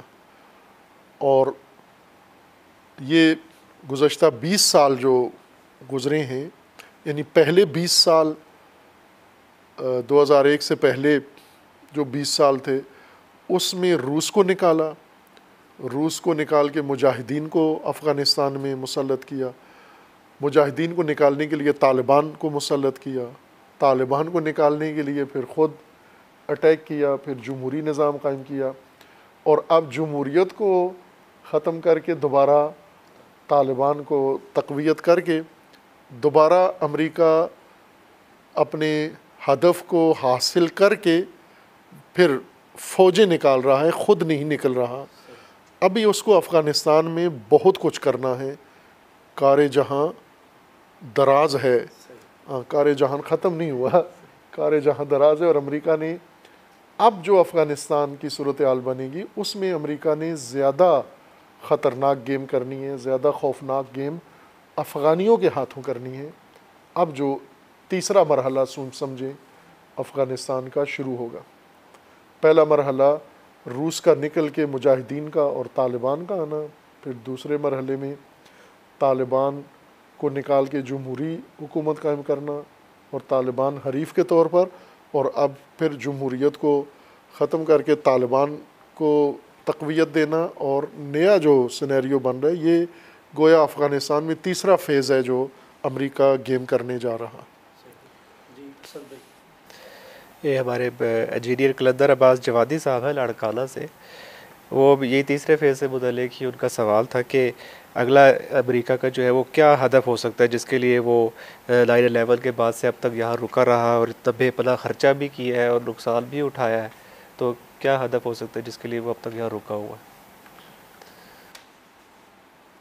امریکہ افغانستان میں آیا اور آ کر وہاں اپنی فوجیں اتاری. ظاہر ہے کہ افغانستان میں امریکہ نے اس دوران یعنی 2001 سے القاعدہ اور اسامہ کو ڈھونڈنے کے بہانے جو لشکر کشی کی, بمباری کی, تو امریکہ اس وقت کافی مشکلات کا شکار تھا خود اندرونی طور پر اور عالمی سطح پر. سب سے زیادہ امریکہ کو معیشتی مشکلات کا سامنا تھا. اگر آپ اس زمانے میں دیکھیں جس وقت یہ حملات شروع کیے تھے انہوں نے, تو پوری دنیا میں معیشت کا بحران تھا اور امریکہ زیادہ اس کی زد میں آیا ہوا تھا. بڑے بڑے بینک امریکہ کے اور کمپنیاں سارے ڈیفالٹر ہو رہے تھے اور پبلک بھی اسی طرح بے روزگار اور محرومی. تو ایک اس قسم کی صورتحال میں انہوں نے یہ اقدام کیا کہ افغانستان کا بحران چھیڑا. ملٹی مقاصد کے لیے کام کرتے ہیں, کوئی ایک ہدف نہیں ہوتا. اس میں ایک ہدف ان کا افغانستان میں حملہ کرنے کا اور فوجیں اتارنے کا دھاک بٹھانا تھا. سوویت یونین کے ٹوٹنے کے بعد جو امریکہ کی ایک دھاک بنی تھی, ساکھ بنی تھی, وہ کمزور پڑ رہی تھی. اس لیے انہوں نے خود 9/11 کا ڈرامہ کر کے, تو وہ مراحل جو امریکیوں کو موقع نہیں مل رہا تھا کہ ہم اپنی قیادت, اپنی رہبری کے جوہر دکھائیں دنیا کو کہ ہم کیا کر سکتے ہیں. تو جس طرح ٹریننگ کے لیے ایک خالی جگہ چاہیے ہوتی ہے, آبادی والے علاقوں میں عموماً اسلحے کی ٹریننگ نہیں ہوتی. ہم پاکستان میں بھی دیکھتے ہیں کہ فوجی جو فائرنگ زون ہوتا ہے وہ عموماً آبادیوں سے باہر دور پہاڑوں میں کسی جگہ ہوتا ہے, چونکہ گولیاں چل رہی ہوتی ہیں تو انسانوں کو نہ لگیں. انہوں نے افغانستان اسی لیے تلاش کیا, افغانستان کی پہاڑیاں اور درے اور صحرا, اور ان میں بے تحاشا اسلحہ انہوں نے استعمال کیا. ایک تو اپنا اسلحہ اپڈیٹ کیا, اپ گریڈ کیا انہوں نے, استعمال سے پتہ چلتا ہے نا کہ کیا خامی کمی ہے. دوسرا انہوں نے دھاک بٹھائی اپنی, اور وہ دھاک ہمیں نظر آتی ہے جب امریکیوں نے تورا بورا میں, وہ پہاڑیاں ہیں, غاریں تھیں وہاں, پتھر تھے, بم مار مار کے پہاڑ ریزہ ریزہ کر دیے انہوں نے. اور یہاں پرویز مشرف صاحب کی حالت دیکھنے والی تھی, وہ بم وہاں مارتے تھے, یہ یہاں ڈر جاتے تھے, سہمے ہوئے تھے, اور ہاتھ جوڑ کے ایک فون کال پر سب ان کے حوالے کر رہے تھے. تو دھاک ان کی شدید بیٹھی امریکہ کی, بش کی, اور اس وقت دھاک دکھانا مقصود بھی تھا بہت سارے ملکوں کو, از جملہ ایران کے پڑوس میں آ کر یہ اقدام کرنا, یہ ایک ان کے اہداف میں سے تھا. اسامہ اس وقت مجھے یاد ہے اسی وقت جب یہ کارروائی شروع ہوئی تھی تو میں نے مثال دی تھی کہ جیسے کسی کے گھر میں, دیہاتی مثال دی تھی کہ کسی کے گھر میں کسی کو گھسنا ہو اگر, تو ویسے تو آدمی وہ پوچھتے ہیں نا کیوں آئے ہو, بغیر اجازت کے جائیں تو معیوب ہے, اجازت لے کے جائیں تو وہ پوچھتے ہیں کیا کام ہے. تو گھر میں گھسنے کے لیے نا مرغی چھوڑ دی جاتی ہے گھر میں, یا کبوتر اپنا پھر اس کبوتر کے لیے یا مرغی کے لیے پیچھے چلا جاتا ہے آدمی گھر میں، جی ہماری مرغی گھس آئی ہے۔ امریکہ نے یہ کام کیا، اسامہ مرغی تھی اس کی، وہ افغانستان میں گھس گیا، اس نے کہا ہماری مرغی ادھر گھس آئی ہے، ہم ڈھونڈنے آئے ہیں، پھر آ کے 20 سال ادھر بیٹھا۔ اس 20 سال میں اس نے یہاں پر جو نئی صورتحال سے نمٹنے کے لیے افغانستان کو نئے طریقے سے ڈیزائن کرنا تھا، وہ اس نے کر لیا ہے۔ پہلے سپر طاقت روس تھا، امریکہ کو جس سے افغانستان کے ذریعے سے اس سے امریکہ نے جنگ کی۔ اب جو نئی طاقت بنی ہے وہ چائنا ہے، اور چائنا روس سے زیادہ مضبوط طاقت ہے۔ عموماً روسیوں سے امریکی ڈرتے نہیں تھے، خطرہ تھا ان سے، ہوشیار تھے، لیکن اتنے خوفزدہ نہیں ہوتے تھے روسیوں کے ہاتھوں جتنے چائنا کے ہاتھوں خوفزدہ ہیں۔ ہم گزشتہ جو ان کا گزرا ہے ٹرمپ، اس کے بیانات سنیں تو وہ اس کو نیند ہی نہیں آتی تھی چائنا کے ہاتھوں۔ جو بائیڈن آیا ہے اس نے کہا کہ چائنا ہمیں تباہ کر رہا ہے، چائنا نے ہماری حیثیت خاک میں ملا دی ہے، چائنا ہمارا حق کھا رہا ہے، جو بائیڈن کے الفاظ ہیں، اور ہم نے یہ حق اپنا واپس لینا ہے۔ تو چائنا جیسا ایک دیو اقتصادی دنیا میں ابھر کے سامنے آیا ہے، جس نے پوری دنیا کو منسلک کر دیا تجارتی راہوں میں، اور پوری دنیا کو اپنی منڈی بنا لیا ہے، حتیٰ کہ امریکہ کو تسخیر کر لیا ہے اس نے۔ اس طاقت سے نمٹنے کے لیے اور دیگر علاقائی طاقتیں جو چائنا کے علاوہ ہیں، ان کے لیے افغانستان کو نئے سرے سے ڈیزائن کرنا تھا۔ پہلا افغانستان جہادی افغانستان روس کے لیے تھا، پھر طالبانی افغانستان مجاہدین کو کنٹرول کرنے کے لیے تھا، پھر جمہوری افغانستان طالبان کو سیٹل کرنے کے لیے تھا۔ اب جو افغانستان بنانے جا رہا ہے امریکہ، وہ چائنا کو اپنی جگہ بٹھانے کے لیے، چائنا کو سبق سکھانے کے لیے، چائنا کے ساتھ ساتھ پھر جو اٹیچ ملک ہیں جیسے ایران ہے یا دوسرے پاکستان ہے، ان کے لیے بھی ہے، لیکن مین ہدف اس میں چائنا ہے، چونکہ چائنا نے جو اپنا نظام دنیا پہ کھولا ہے اور اس کو پھیلایا ہے، اور جتنا اپنی طاقت منوا لی ہے، اس کے پیش نظر اب نیا جو افغانستان میں ڈیزائن ہونے جا رہا ہے، وہ ہدف اس کا چائنا ہے اس میں۔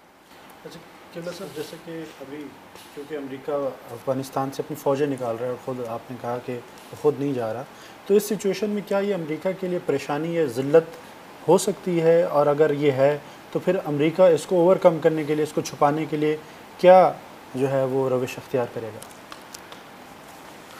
ہم اگر کہتے ہیں امریکہ کوئی پنجابی چودھری ہے، پنجابی بٹ ہے کوئی، یا اس قسم کی صورتحال، جیسے عموماً یہاں ہمارے ملک میں ایک تہذیب ہے کہ ناک بچانی ہوتی ہے، فلاں بچانا ہوتا ہے نا، وہ ایک شیطانی طاقت ہے، اور وہ شیطانی طاقت کوئی بھی کام کرتی ہے تو دور نگاہیں رکھ کے اور ناپ تول کے اور سوچ کے کرتے ہیں۔ اس وقت یہ جو تاثر خود امریکی جان بوجھ کر انہوں نے اس طرح سے انخلاء کو ڈیزائن کیا ہے کہ یہی تاثر پڑھے، اس وقت وہ طالبان میں خود اعتمادی پیدا کرنا چاہتا ہے، امریکہ اوور کانفیڈنس پیدا کرنا چاہتا ہے۔ کیوں کرنا چاہتا ہے؟ چونکہ پہلے جیسے ہوا تھا، مثلا افغانستان کی جنگ ساری پاکستان کی سرپرستی میں لڑی گئی ہے، پاکستانی ادارے، پاکستانی آفیسر، سب۔ امریکہ بھی جو کرتا تھا پاکستان کے ذریعے کرتا تھا، لیکن ہم نے دیکھا پھر کہ وہی سارے لارڈ جو پاکستان کی سرپرستی میں تھے، پاکستان کے مقابلے میں اٹھ کے کھڑے ہو گئے، سارے آنکھیں دکھائیں۔ احمد شاہ مسعود جس کی رگ رگ پاکستان سے بنی تھی، وہ پاکستان کے خلاف ہو گیا، گلبدین پاکستان کے خلاف ہو گیا، ربانی خلاف ہو گیا، یہ سارے پاکستان کو دھمکیاں دینے لگے۔ یہ کرزئی اسکول اس نے کوئٹہ میں پڑھا ہے، اور یہ دیکھیں کیسی عطاقی کرتا ہے پاکستان کی۔ اسی طرح دوسرے جتنے بھی ہیں، یہ سارے گروہ پاکستان میں پلے بڑے ہیں، لیکن امریکہ نے ایسا کام کیا کہ پاکستان کے پروردہ پاکستان کے مقابلے میں اٹھ کے کھڑے ہو گئے۔ یہ کب ہوتا ہے؟ کہ جب اس کے اندر آپ ایک احساس جگا دیں۔ پاکستان کے زیر سایہ جو لوگ تھے ان کے اندر یہ احساس بنا دیں کہ آپ کی تو اس میں عزت ہی نہیں ہے کہ آپ پاکستان کے جھنڈے کے نیچے کام کرو، پاکستانی افسروں کے نیچے کام کرو، آپ کا ایک اپنا مقام ہے، دنیا آپ کو جانتی ہے پہچانتی ہے، آپ کیوں پاکستانیوں کے زیر سایہ کام کر رہے ہیں؟ اور یہ انہوں نے کر کے دکھایا۔ مجاہدین میں احمد شاہ مسعود میں یہ گھمنڈ آیا، وہ خود حاکم بن گیا۔ ابھی امریکہ یہی کام کر رہا ہے کہ طالبان کے اندر ایک ایسا غرور، ایک ایسا گھمنڈ، ایک ایسا اعتماد کاذب ایجاد کر رہا ہے۔ اب توجہ کریں، یہ باتیں نہیں کرتے ہمارے یہ میڈیا اینکر، نہیں بتاتے۔ قطر میں جو معاہدہ ہوا ہے، امریکہ نے کوئی شرط طالبان کے سامنے رکھی ہی نہیں ہے تاکہ طالبان اس کا انکار کریں یا اس کا اقرار کریں، مانیں۔ صرف طالبان نے شرائط رکھی ہیں معاہدے کے دوران۔ امریکہ نے کوئی شرط نہیں منوائی، کوئی شرط نہیں رکھی۔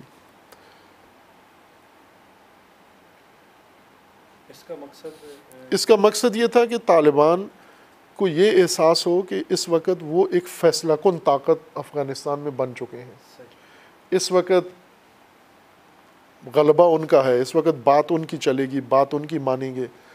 لہٰذا ابھی طالبان کے جو پاکستان میں حامی ہیں، یہ بہت کوشش کرتے ہیں طالبان کو کچھ سمجھانے کی، لیکن وہ بالکل سمجھنے کے موڈ میں نہیں ہے، بلکہ وہ اب پاکستانیوں کو کہتے ہیں تم ہم سے سیکھو، ہمارا تجربہ تم سے زیادہ ہے، ہم دیکھو کامیابی ہماری ہے، تم امریکہ کو نکال سکتے تھے، ہم نکال رہے ہیں۔ امریکی یہ تأثر خود قائم کرنے جا رہے ہیں کہ طالبان، چونکہ بعد میں جو رول ادا کرنا ہے طالبان نے کرنا ہے، بنیادی رول، اور طالبان نے ان جمہوری دھڑوں کو، طالبان نے غیر طالبان تنظیموں کو، طالبان نے اب ان کو کنٹرول کرنا ہے، یا طالبان کے ساتھ ان کا نزاع شروع ہونی ہے۔ اب طالبان جس احساس میں چلے گئے ہیں، یہ مذاکرات میں کسی کی بات سننے کے لیے تیار نہیں ہے، کسی کی بات ماننے کے لیے تیار نہیں ہے، کسی کا مشورہ لینے کے لیے تیار نہیں ہے۔ مثلاً ابھی طالبان، ویسے تاثر یہ ہے کہ افغانی طالبان پاکستان کے زیر اثر ہیں، لیکن یہی طالبان ایران کے ساتھ گئے، باقاعدہ مذاکرات کر کے آئے ہیں، ترکی کے ساتھ ان کے باقاعدہ تعلقات دوستانہ ہیں، تمام عرب ممالک کے ساتھ علیحدہ علیحدہ ان میں تعلقات ہیں، اور سب سے بڑھ کر یہ ہے کہ طالبان نے ہندوستان کے ساتھ باقاعدہ روابط حسنہ قائم کر لیے ہیں۔ پاکستان ان کو روکتا بھی ہے، سب کچھ کرتا ہے، لیکن اب وہ پاکستان کو اپنا جونیئر سمجھتے ہیں۔ پہلے سمجھتے تھے یہ ہم ان کے مشوروں سے ہم کریں گے، لیکن امریکہ نے یہ احساس طالبان میں پیدا کر لیا ہے کہ تمہیں اب کسی کی سننے کی ضرورت نہیں ہے، سب کچھ ہے۔ چونکہ آگے جو ہونے جا رہا ہے اس کے لیے طالبان کا یہ احساس بہت ضروری ہے۔ اس احساس کے ساتھ طالبان اگلا سارا کچھ قدم اٹھائیں گے، ساری گیم اب کریں گے اس طرح سے۔ اس لیے یہ اس صورتحال میں فوجیں نکال کے یہ تاثر دے رہا ہے کہ امریکہ نکل رہا ہے۔ جو انہوں نے تاریخ ان سے مہلت مانگی تھی ستمبر کی، یہ اس سے پہلے چلے جائیں گے۔ یہ جیسا بات تجزیہ نگاروں کا خیال ہے کہ یہ جولائی میں اپنا انخلاء مکمل کر لیں گے، اور بہت قریب ہی جولائی کے اینڈ پر یا اگست میں نیا جو سینیریو ہے وہ شروع ہونے والا ہے۔ پاکستان میں اس کے بارے میں چونکہ خود امریکہ چاہتا ہے کہ طالبان اور طالبان سے مربوط جتنا طبقہ ہے ان کے اندر یہ احساس آئے، دوبارہ حوصلہ بڑھے ان کا، چونکہ اگلے سینیریو میں امریکہ نے انہی سے کام لینا ہے، اور حوصلہ شکستہ سے یہ کام نہیں لیا جا سکتا۔ یعنی جن لوگوں کو یہ پتہ ہو جی پہلے اتنی عرصہ لڑے مرے کیا حاصل ہوا، تو وہ تو دوبارہ نہیں اٹھتے کہ اب دوبارہ کیوں جائیں۔ وہی دوبارہ اٹھتے ہیں جنہیں یہ پتہ ہو کہ دیکھو بھائی نتیجہ تو نکلا نا، رزلٹ تو نکل آیا نا، یہ ہو گیا نا۔ جبکہ اس میں امریکہ کے اوپر یعنی طالبان کا دباؤ 1% بھی نہیں تھا امریکہ کے اوپر۔ امریکہ کی ایک بڑی دلیل نکلنے کی یہ ہے کہ اب آنے والا افغانستان بہت ناامن ہوگا، اور اگر امریکہ قیم بن کر وہاں بیٹھا ہوا ہو، سرپرست مانیٹر بن کر، تو ساری دنیا یہ کہے گی نا کہ یہ تو نامنی کا آپ جواب دو، چونکہ آپ وہ بیٹھے ہوئے، اس کے سرپرست تو آپ بنے ہوئے نا، تو نامنی کا کیا جواز ہے آپ کے ہوتے ہوئے؟ اور اب چونکہ نامنی شدت کے ساتھ ہونی ہے، لہٰذا امریکہ کہہ رہا ہے جی میں تو جا رہا ہوں، اب جو ہوگا میں اس کا ذمہ دار نہیں ہوں۔ دوسرا، امریکہ کا ایک اچھا خاصا خرچہ ہو رہا تھا افغانستان میں فوجی طاقت کے ساتھ موجود ہونے میں، اس کا امریکہ کو یہ احساس ہوا ہے کہ ہم نے جو سوویت یونین کے خلاف جو کچھ کیا، کہ ہمارا خرچہ نہ ہو، خرچہ عربوں کا ہو، جانیں افغانیوں کی جائیں، راستے سرزمین پاکستان کی استعمال ہو، ہماری ہینگ لگے نہ پھٹکڑی، کام ہمارا ہو جائے۔ یہ سب جب ہماری جنگ لڑنے کے لیے ہیں تو ہم کیوں اپنی افواج ادھر رکھ کے مروائیں؟ اس لیے انہوں نے خرچہ بھی بچایا ہے، بدنامی بھی بچائی ہے۔ جو افغانستان میں اب ہونے جائے گا وہ سب کچھ اب امریکہ کی طرف نہیں ہوگا، جو سب کہیں گے جب تک امریکہ تھا امن تھا، امریکہ کے نکلتے ہی ناامنی آ گئی ہے۔ اب کون باعث ہے اس کا، یہ نئے ڈھونڈیں گے۔ پھر اب بھی سے افغان کے جو جمہوری پارٹیاں ہیں، جیسے سابقہ صدر ہے کرزئی، موجودہ صدر ہے غنی، عبداللہ ہے، یا اس طرح کے، ابھی چند دن پہلے آپ دیکھیں ہمارے وزیر خارجہ کا لہجہ، وہ کس طرح وہ بھڑکے ہوئے تھے، غصے میں شدید، وہ افغانی جو سیکیورٹی کا ہے ان کا نمائندہ، اس کے اوپر تپے ہوئے تھے، اور بہت عجیب و غریب انداز سے قریشی صاحب بپھرے ہوئے تھے اس کے اوپر۔ وہ آپ توجہ کریں گے کیوں یہ برہم ہو گئے ہمارے وزیر خارجہ؟ اس لیے کہ افغانیوں نے ابھی سے یہ کہنا شروع کر دیا ہے کہ امریکہ جب تک تھا امن تھا، امریکہ جا رہا ہے، پیچھے طالبان ہے، طالبان کا دوست پاکستان ہے، اب جو کچھ ہوگا پاکستان ذمہ دار ہوگا۔ یہ انہوں نے ابھی سے تاثر دینا شروع کر دیا ہے، جبکہ امریکہ نے طالبان کا مزاج ایسا بنا دیا ہے کہ وہ پاکستان کی بات سننے کے لیے ابھی تیار نہیں ہے۔ طالبان ہر کام کریں گے، بات ساری پاکستان پر آئے گی۔ ایک اور گیم جو امریکہ نے کی ہے، آپ توجہ کریں، افغانستان سے فوجی انخلا کر کے جا رہا ہے، فوجیں نکال کے، جہاز نکال کے، وہاں بیٹھا ہوا ہے نا آرام سے ٹک کے، اس کو تو کوئی تکلیف نہیں ہے افغانستان میں، پھر بھی جا رہا ہے۔ نکلنے کے بعد پاکستان سے کہتا ہے کہ اپنے اڈے ہمیں دیں، فوجی اڈے ہمیں دیں، جہاز ڈرون اڈے ہمیں دیں۔ تم نے کیا کرنا ہے یہ؟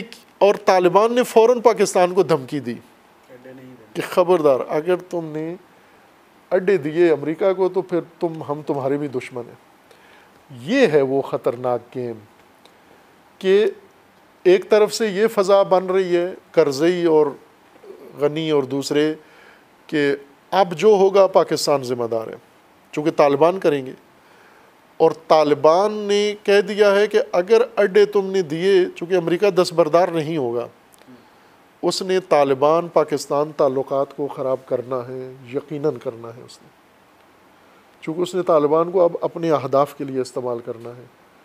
اس نے طالبان کو چائنا، ایران اور پاکستان تینوں کے خلاف استعمال کرنا ہے، اور طالبان جو پاکستان کے تحت نفوذ ہیں، یہ ممکن ہے ایران کے خلاف استعمال نہ ہو سکیں اور پاکستان کے خلاف، لیکن اگر پاکستان اڈے دے دیتا ہے، اور امریکہ نے لے لینے ہیں، یہ تو طے شدہ بات ہے کہ امریکہ جب ارادہ کر لے پاکستان میں کچھ کرنے کا تو وہ ہو جاتا ہے وہ کام۔ پاکستانیوں میں ہے ایسی گنجائش ہے، یہ کر دیں گے، یہ دے دیں گے اڈے۔ یہ ممکن ہے امریکہ نہ آئے یہاں پر، کوئی حملہ افغانستان پہ نہ کرے، لیکن یہی کہ یہ اڈے افغانستان کے لیے انہوں نے لے لیے ہیں، طالبان کو اکسانے کے لیے کافی ہیں، اور پاکستانی طالبان کو ایک جواز مل جائے گا۔ اور آپ دیکھیں کہ پاکستان میں یہ جو کچھ امریکہ میں پک رہا ہے لاوا، اس کا ایک بہت بڑا حصہ تیاری پاکستان میں ہو رہی ہے۔ پاکستان میں جتنی فرقہ پرست تنظیمیں تھیں دہشت گرد، جنہیں ہماری افواج نے، فورسز نے ان کا توڑا، نیٹ ورک توڑا، کمر توڑی، انہیں ملک سے ان کا شر کم کیا، یہ دوبارہ جمع ہونا شروع ہو گئے ہیں۔ یہ جو ریہرسل محرم میں تھی، مفتی اور نکلے، ریلیاں نکالی، یزید زندہ باد کہا، یہ سب افغانستان سے جڑی ہوئی ریلیاں ہیں۔ یہ سارا جو بن رہا ہے ماحول پاکستان کے اندر، یہ اس کے ساتھ ہے۔ مثلا آپ خود دیکھ لیں کہ حزب اللہ لبنان میں ہے، حزب اللہ کو اگر کوئی کامیابی ہوتی ہے لبنان میں اسرائیل کے خلاف، تو پاکستان کے حزب اللہ کے دوست وہ اپنی خوشی چھپا تو نہیں سکتے، وہ تو برملا سڑکوں پہ ریلیوں میں بینر نکالتے ہیں، شور مچاتے ہیں، حزب اللہ نے کامیابی، ہاں مبارکباد دیتے ہیں کہ حزب اللہ کو کامیابی حاصل ہوئی ہے۔ تو طالبان دوست پاکستان میں افغانستان سے زیادہ ہیں، چونکہ افغانستان کی تو ساری آبادی ملا کے پاکستان کے ایک صوبے کے برابر نہیں ہے، اور افغانستان کی مجموعی آبادی سے زیادہ طالبان کے دوست پاکستان میں موجود ہیں، سرکاری ملازمین بھی ہیں، فورسز کے اندر بھی ہیں، بیوروکریسی میں ہیں، اور مذہبی طبقہ بالخصوص بہت بڑا مذہبی طبقہ جو طالبان کا حامی اور کھل کے حمایت کرتے ہیں۔ کالم نگار ہیں آپ کے، وہ روزانہ کالم لکھتے ہیں طالبان کے حق میں، طالبان امارت اسلامی، عدل کا فلاں فلاں فلاں۔ تو یہ ساری چیزیں آپس میں ملی ہوئی ہیں، یعنی آپ پاکستان کے ٹی وی اینکرز ہیں، پاکستان کے کالم نویس ہیں، پاکستان کے مختلف طبقات ہیں، یہ سارے مل کر افغانستان میں جو کچھ بن رہا ہے اسی کے مطابق، اسی گراؤنڈ میں یہ بھی وہی کام کر رہے ہیں جو امریکہ چاہ رہا ہے، یعنی دوبارہ مذہبی شدت پسندی۔ ابھی چند دن پہلے میں نے ایک اخبار میں کچھ دفاعی تجزیہ کاروں کا تبصرہ پڑھا، تو وہ ہو بہو یہی تھا جو میں عرض کر رہا ہوں آپ کی خدمت میں۔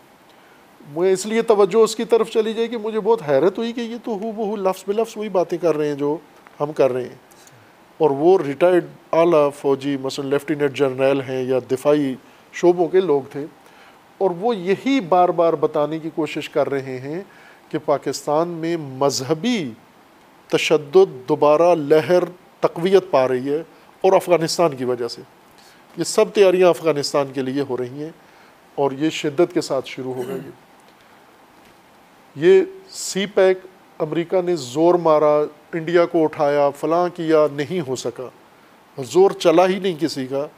لیکن یہ سینیریو جو امریکہ بنا رہا ہے کہ پاکستان میں فرقہ پرستی، آپ دیکھیں نا اس وقت پارا چنار افغانستان کے ساتھ جڑا ہوا ہے، وہاں فرقہ وارانہ واقعات، اسی طرح گلگت سی پیک کا جو اصل منبع ہے، سرچشمہ ہے، وہاں پر فرقہ وارانہ حالات، اسی طرح پنجاب کے مختلف شہروں میں آئے دن مفتیوں کا اکٹھا ہونا اور ان کا عہد و پیمان کرنا، اور ان کا ابھی بھی ایک کانفرنس ہوئی ہے جو پاکستان کے بڑے علماء کو جمع کر کے افغانستان کے متعلق پاکستان کے بڑے علماء نے کانفرنس کی ہے، خبر میں ہی جو میں نے پڑھا۔ تو یہ سارے مل رہا ہے کڑیاں آپس میں۔ ایک طریقہ یہ ہوتا ہے کہ باقاعدہ ڈکٹیٹ کیا جائے، آپ اپنی بات حکم بنا کر سنائیں، کہ جس طرح تھانے دار کا ایک طریقہ کار ہوتا ہے، آپ کسی سے کوئی کام کروانا چاہتے ہیں تو وہ بات اس کو ڈکٹیٹ کریں۔ یہ پرانا طریقہ ہے، اب نہیں ہوتا، ڈکٹیٹ نہیں کی جاتی باتیں۔ اب میڈیا کا دور ہے، اب یہ کیا جاتا ہے کہ آپ دوسرے کے لیے ماحول ایسا بنا دیں، گراؤنڈ ایسا بنا دیں کہ وہ وہی سوچے جو آپ چاہتے ہیں، وہ وہی کرے جو آپ چاہتے ہیں۔ گھر میں میاں بیوی کا جھگڑا ہو تو شوہر مثلا بیوی کو کسی طرح نکالنا چاہتا ہے گھر سے، تو ایک طریقہ یہ کہ نکل جا تو شوہر بدنام ہوتا ہے کہ تو نے نکالی ہے۔ ایک طریقہ یہ ہے کہ یہ شوہر گھر کے حالات ہی ایسے بنا دے کہ بیوی خود اٹھ کے چلی جائے، اپنا فیصلہ کرے کہ میں تو جا رہی ہوں، وہ کہتا ہے ٹھیک ہے آپ جا رہی ہو تو خود ذمہ دار ہو، میں نے نہیں کہا تم۔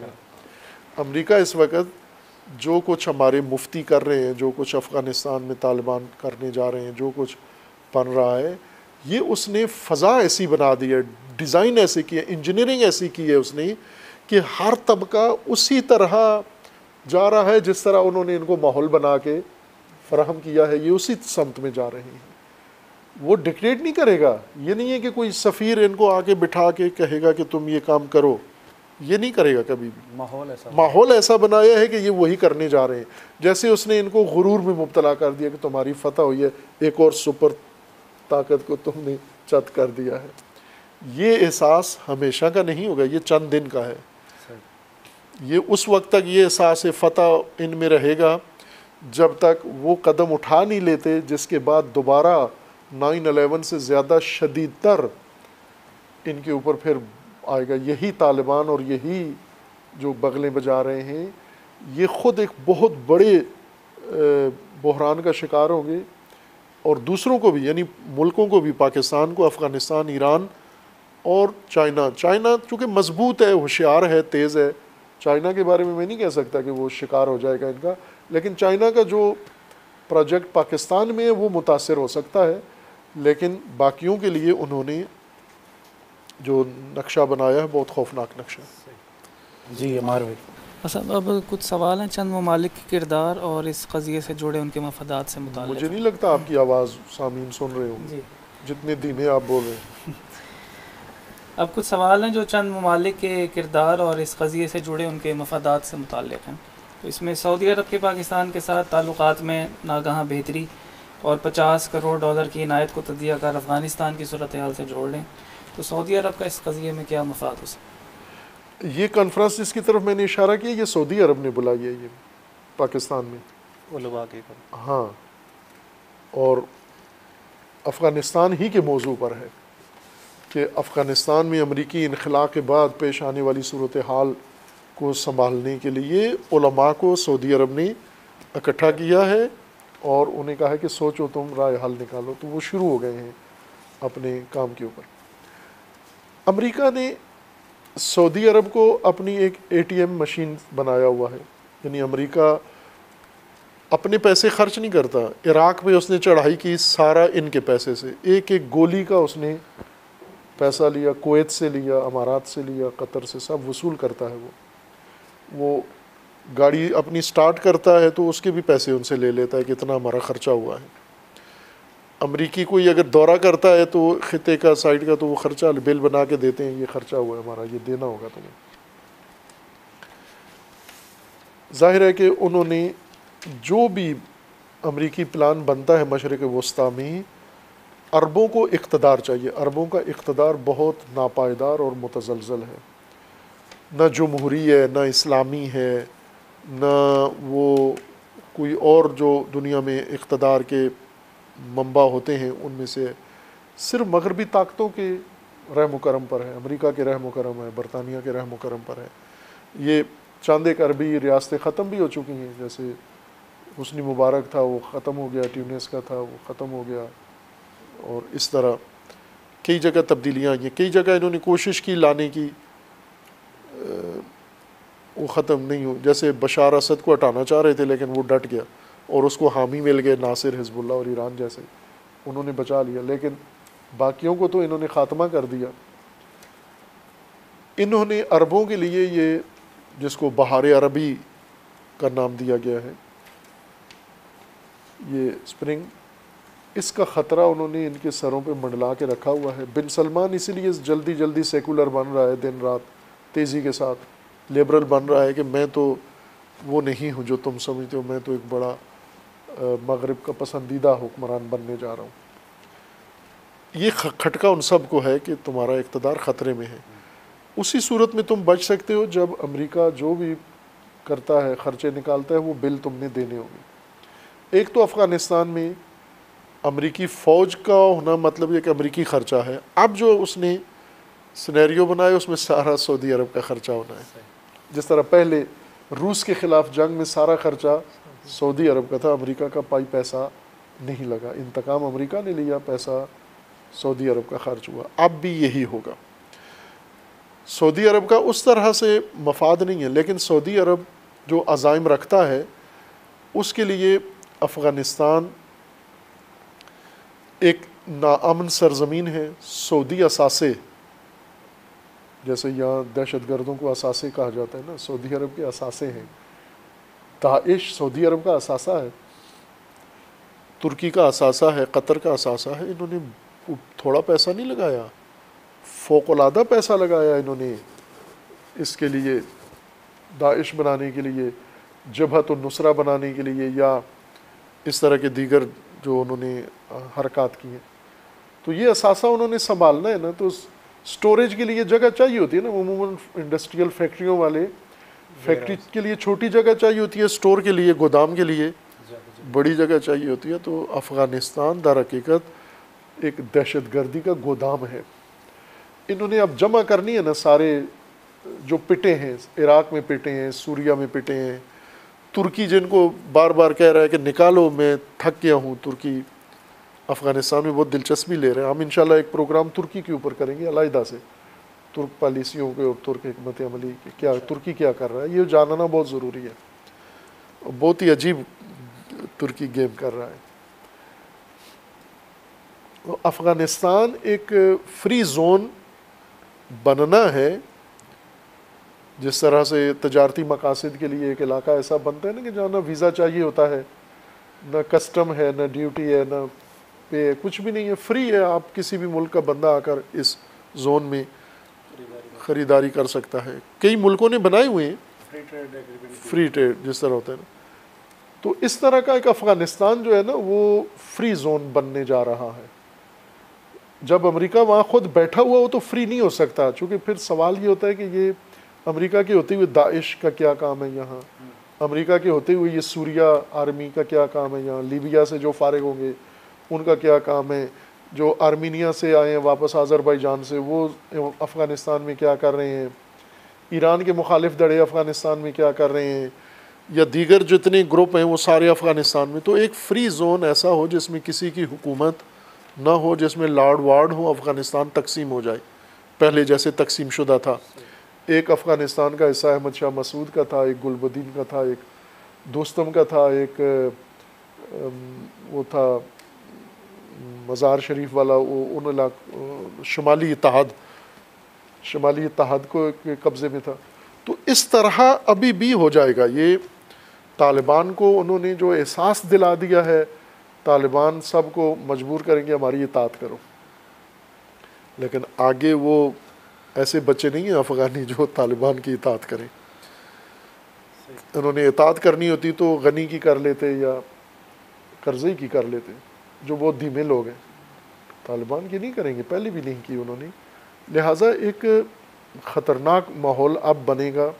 اس میں سعودی عرب کو اپنے بہت سارے اثاثے، سکریپ اپنا افغانستان میں رکھنا ہے.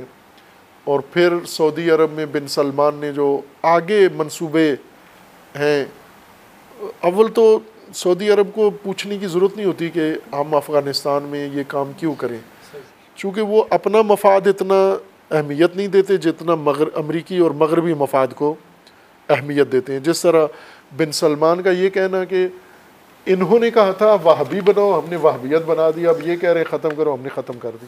اس نے رسماً اعلان کر دیا کہ اب وہابیت سعودی عرب کا رسمی مذہب نہیں ہے، یہ اس نے اعلان کر دیا ہے. اب وہ سرکاری نوٹیفیکیشن جاری ہوا یا نہیں ہوا، لیکن اس نے ٹی وی پہ یہ کہہ دیا کہ اب نہیں ہے، چونکہ یہ ان کے کہنے پہ ہم نے بنایا تھا، اب ضرورت اس کی ختم ہو گئی ہے. تو جب وہ کرتے ہی دوسروں کی ایما پر ہیں تو وہ جیسا کہیں گے یہ کرتے جائیں گے اس طرح سے. یہ سعودی عرب کا مفاد ہے افغانستان میں.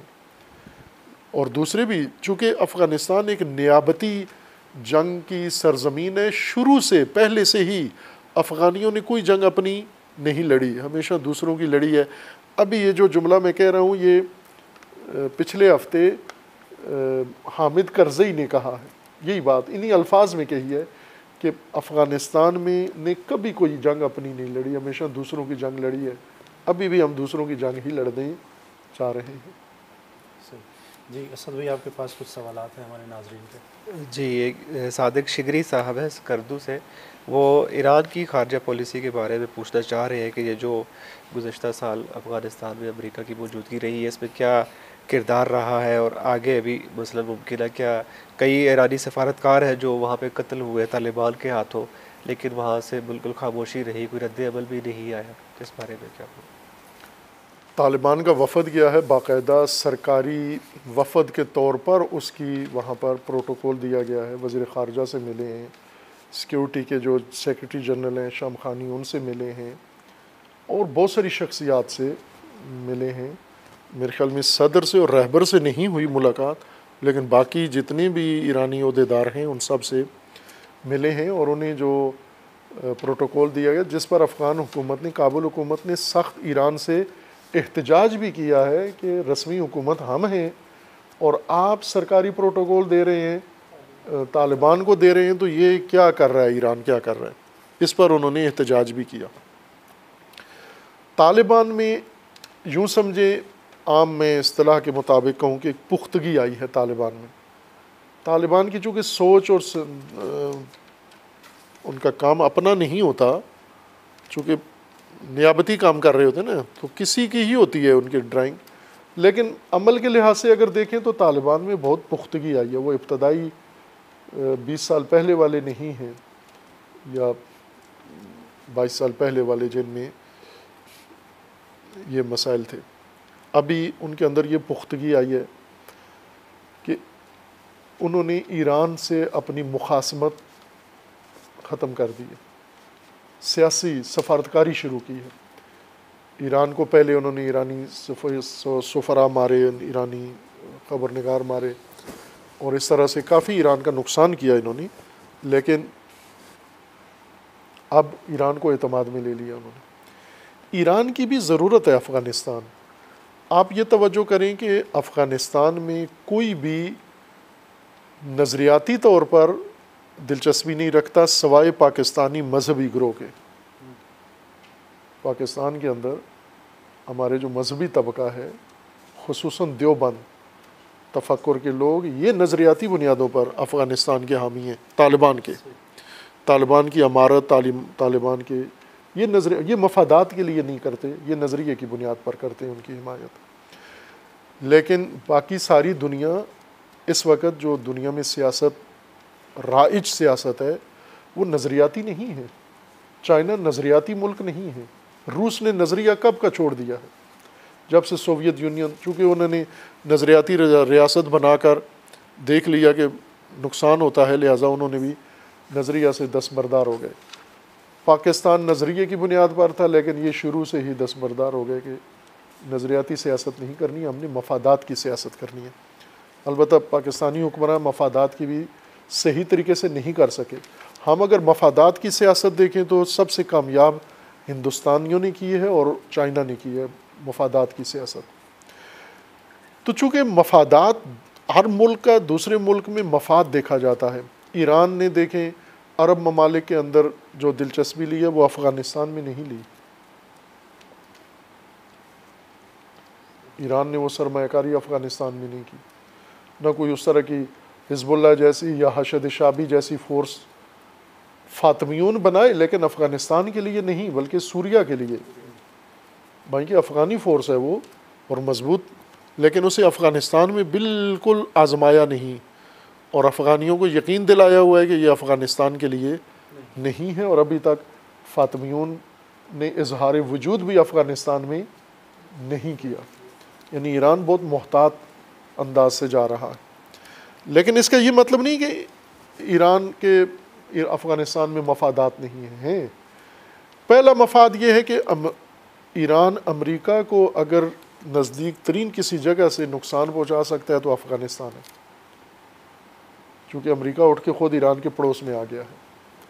اور یہ کام ایک حماقت ایک لحاظ سے دیکھیں کہ دشمن کے پڑوس میں آ کے بیٹھ جانا، یعنی ایران ابھی اگر توپوں سے بھی امریکہ کو مار سکتا ہے تو افغانستان ہی ہے، باقی سب جگہ میزائلوں والی یا باقی جہازوں والی ہے، لیکن یہ اتنے قریب آ کے بیٹھ گئے ہو کہ ایرانی اپنی بارڈر سے گولی بھی چلائیں تو امریکی کو لگ سکتی ہے وہاں پر۔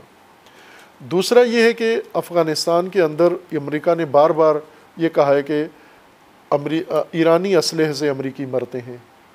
طالبان کے پاس دعویٰ کیا گیا کہ ہے ایسا اسلحہ، یعنی ایران کو اپنے مفادات افغانستان میں دیکھنے ہیں۔ ایران نے اپنا کوئی نظریاتی وہاں پر منصوبہ نہیں بنایا، یعنی مجھے اس کے کوئی شواہد نظر نہیں آتے۔ ممکن ہے ہو، لیکن باہر انسان دیکھتا ہے، تحلیل کرنے والا آدمی قرائن سے دیکھتا ہے تو وہ قرائن ہمیں نظر نہیں آتے۔ ایک تو یہ ہے کہ افغانستان، ایران، افغانستان کے آپس کے جو تہذیب کا ایک فرق ہے، ایرانیوں کو احساس برتری ہے افغانیوں پر، افغانیوں کو اپنے لیول کا نہیں سمجھتے۔ ایرانی دنیا میں یورپیوں کو اپنے لیول کا سمجھتے ہیں اور امریکیوں کو، باقی کسی کو اپنے سطح کا نہیں سمجھتے، عربوں کو بھی نہیں سمجھتے۔ تہذیب کے حوالے سے ہاں، یہ قوم پرستی ہے ان کے اندر، یہ احساس ہے، قومیت ہے، کہ وہ پاکستان یا افغانستان ان کے لیے کوئی اہمیت نہیں رکھتے۔ ایک تو یہ وجہ ہے، پاکستان افغانستان دونوں میں ایران کی کوئی خاص دلچسپی نہیں ہے۔ ایک یہ کہ وہ ہے نہیں ہے ان کے لیے جاذبہ یہاں پر کوئی۔ دوسرا یہ کہ مفادات دیکھے جاتے ہیں۔ اب ایران کے پاکستان میں تجارتی مفادات تو ہیں، بہت شدید ہیں، لیکن آگے پاکستان میں مشکل ہے کہ سعودی اور امریکہ پاکستان کو اجازت نہیں دیتے پابندیوں میں کہ کھل کے پاکستان کے ساتھ کر سکیں۔ لیکن افغانستان میں ایران کے مفادات ہیں، اور ان مفادات کے لیے ایران نے اتنے حد تک میں سمجھتا ہوں کہ افغانستان میں اپنا عمل دخل جاری رکھا ہوا ہے، جس کا بارہا امریکیوں نے بھی اشارہ کیا ہے کہ بہت زیادہ مشکلات جو افغانستان میں امریکہ کو پیش آئی ہیں وہ ایران کی وجہ سے پیش آئی ہیں۔ بظاہر تو کہا جاتا ہے کہ طالبان پاکستان کے زیر اثر ہیں، لیکن طالبان، یہ ایک بہت اہم سوال ہے، آپ نے نہیں کیا، شاید کریں گے بھی نہیں، کہ طالبان ایک باغی گروہ، حکومت مخالف گروہ ہے، اور افغانستان چاروں طرف سے گھرا ہوا بھی ہے خشکیوں میں، اور طالبان کے پاس اتنا پیسہ، اتنا اسلحہ، اتنے وسائل کہاں سے آ رہے ہیں؟ یہ ایک بہت اہم سوچنے والی بات ہے نا۔ کون ہے دنیا میں ان کا حامی؟ حزب اللہ کو ایران مدد دے رہا ہے، یمن میں ایران کہہ بھی رہا ہے کھل کے ہم دے رہے ہیں، حماس کو دے رہے ہیں۔ افغانستان میں ایران نے کبھی نہیں کہا کہ ہم دے رہے ہیں، لیکن طالبان کے پاس ابھی جب سے امریکی انقلاب شروع ہوا ہے تو ہر روز ایک ضلع طالبان قبضہ کر رہے ہیں اس کے اوپر، ہر روز ایک ضلع پر، ایک علاقے پر، ایک صوبے پر قبضہ کر رہے ہیں۔ وسائل بے تحاشا ہیں ان کے پاس۔ کون لوگ ان کو دے رہے ہیں؟ ظاہر ہے جن کے مفادات ہیں وہی دے رہے ہیں ان کو، جن کے مفادات طالبان نے کل کو عہد کیا ہوا ہے، کوئی عہد و پیمان ہے کہ آپ ہمیں، آج آپ ہمارے کام آئیں، کل ہم آپ کے کام آئیں گے۔ یہ تو لین دین والی سیاست ہے یہ۔ لہٰذا وہ نظریاتی میدان افغانستان میں بند ہے۔ میں نے کہا کہ صرف پاکستان کا مذہبی طبقہ نظریاتی بنیادوں پر افغانستان میں ہے شامل، باقی مفادات کی وجہ سے ہی ہے سر۔ چلو سر، جب ہم یہ دیکھتے ہیں کہ اگر امریکہ افغانستان میں رہتا ہے تو بھی اس خطے کے لیے مشکلات ہیں، اور جب وہ انخلا کر رہا ہے، اپنی فوجیں نکال رہا ہے، تو بھی اس خطے کے لیے مشکلات پیدا ہو رہی ہیں، تو اس سارے معاملے کا، مسئلے کا آپ کی نظر میں ایک کیا سنجیدگی سے جو اس کا حل نکالا جا سکتا ہے؟ حل تو یہ ہے کہ جس طرح امام خمینی رحمۃ اللہ علیہ ساری امتوں کو، افغانیوں کو، پاکستانیوں کو، ایرانیوں کو اور دیگر اقوام، عربوں کو، عراقیوں کو، سب کو ایک ہی فارمولہ بتاتے تھے کہ آپ دوسری شیطانی طاقتوں کے آلۂ کار نہ بنو، ان کے مزدور نہ بنو، ان کے لیے کوئی کام نہ کرو، آپ خود اپنے ملکی مفادات اور اپنے قومی مفادات کو مد نظر رکھو، استقلال حاصل کرو، ان کے تسلط سے باہر آؤ، ان کے لیے استعمال نہ ہو، ان کے لیے اپنی دشمنیاں نہ کرو، ان کے لیے اپنے بھائیوں کو قتل نہ کرو۔ شعور سب سے پہلی ضرورت ہے، شعور ان اقوام کے اندر شعور پیدا ہو، افغانیوں کے اندر یہ شعور پیدا ہو کہ ہم نے جو روش اتنے عرصے سے اپنائی ہے اس سے افغانستان تباہ ہوا ہے، ویران ہوا ہے۔ اتفاقاً افغانیوں کے اندر مثبت صفات بہت عالی ہیں، جو ان کے بعض قدریں ہیں قبائلی نظام کی وجہ سے، یا باقی افغانی بہت ہی دلیر قوم اور بڑی غیرت مند قوم ہے، لیکن شعور جب کم ہو جائے تو پھر وہ مثبت صفات بھی ساری مدھم پڑ جاتی ہیں، دھیمی پڑ جاتی ہیں۔ جیسے پاکستانیوں کے اندر بہت اعلیٰ صفات ہیں، لیکن یہ شعور نہ ہونے کی وجہ سے وہ صفات ساری ماند پڑ جاتی ہیں، مٹی میں مل جاتی ہیں۔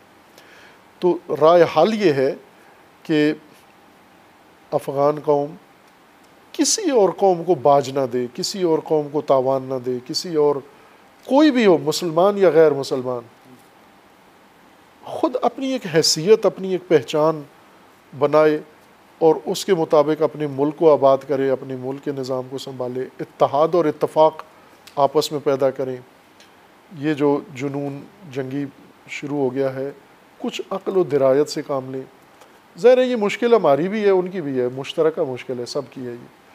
اور جب تک ہم بیداری کا عمل منظم طریقے سے نہیں کریں گے، بنیادی مضبوط طریقے سے، یہ مسائل حل ہونے والے نہیں ہیں، اور ہم اس نسل میں شاید حل نہ کر سکیں۔ ہم آج اگر بیداری کا عمل شروع کریں تو اگلی نسل ممکن ہے سدھر جائے اور سمجھ جائے اور سلجھ جائے، وہ ان حالات سے اپنے آپ کو باہر لے آئے اور وہ اپنے مسائل حل کر لے۔ یہ ہو سکتا ہے آج کی نسل محنت کرے بیداری کے اوپر، شعور کے اوپر، تاکہ اگلی نسل کو ہم ان قباحتوں سے بچا سکیں۔ قبلہ صاحب بہت بہت شکریہ، آپ نے ہمارے سوالات کے حوالے سے بڑے ڈیٹیل کے ساتھ جو ہے گفتگو فرمائی ہے، اور میں امید کرتا ہوں کہ ہمارے ناظرین نے جو سوالات بھیجے، ہم نے کوشش کی ہے کہ ان سوالات کو اپنے پروگرام کا حصہ بنائیں، اور جو سوالات رہ گئے ہیں ہم ان تمام دوستوں کا بھی شکریہ ادا کرتے ہیں کہ جن لوگوں نے ہمارے پروگرام میں دلچسپی لی اور سوالات ہمیں بھیجے، اور میں امید کرتا ہوں کہ اگلے پروگرام میں بھی آپ اسی طریقے سے سوالات بھی ارسال کریں گے، اور میں یہ بھی امید کرتا ہوں کہ آپ اپنا فیڈ بیک بھی ہماری ویب سائٹ BSATnews.com پر بھیجیں گے، تاکہ ہم اس پروگرام میں مزید چیزیں ایڈ کر سکیں، اور مزید موضوعات جن پر آپ سوالات پوچھنا چاہتے ہیں ان موضوعات کو بھی ہم اپنے پروگرام کا حصہ بنائیں۔ قبلہ صاحب میں آپ کا بہت بہت شکریہ ادا کرتا ہوں کہ آپ نے ہمیں یہ موقع دیا کہ ہم آپ کے ساتھ بیٹھیں اور یہ سوالات کریں۔ عمار بھائی اور اسد بھائی کا بھی بہت بہت شکریہ کہ انہوں نے اس پروگرام میں ہمارا ساتھ دیا، کیونکہ ہمارے پروگرام کا وقت اپنے اختتام کو پہنچتا ہے۔ اگلے پروگرام تک کے لیے آپ سے اجازت چاہوں گا۔ اللہ نگہبان، اللہ حافظ۔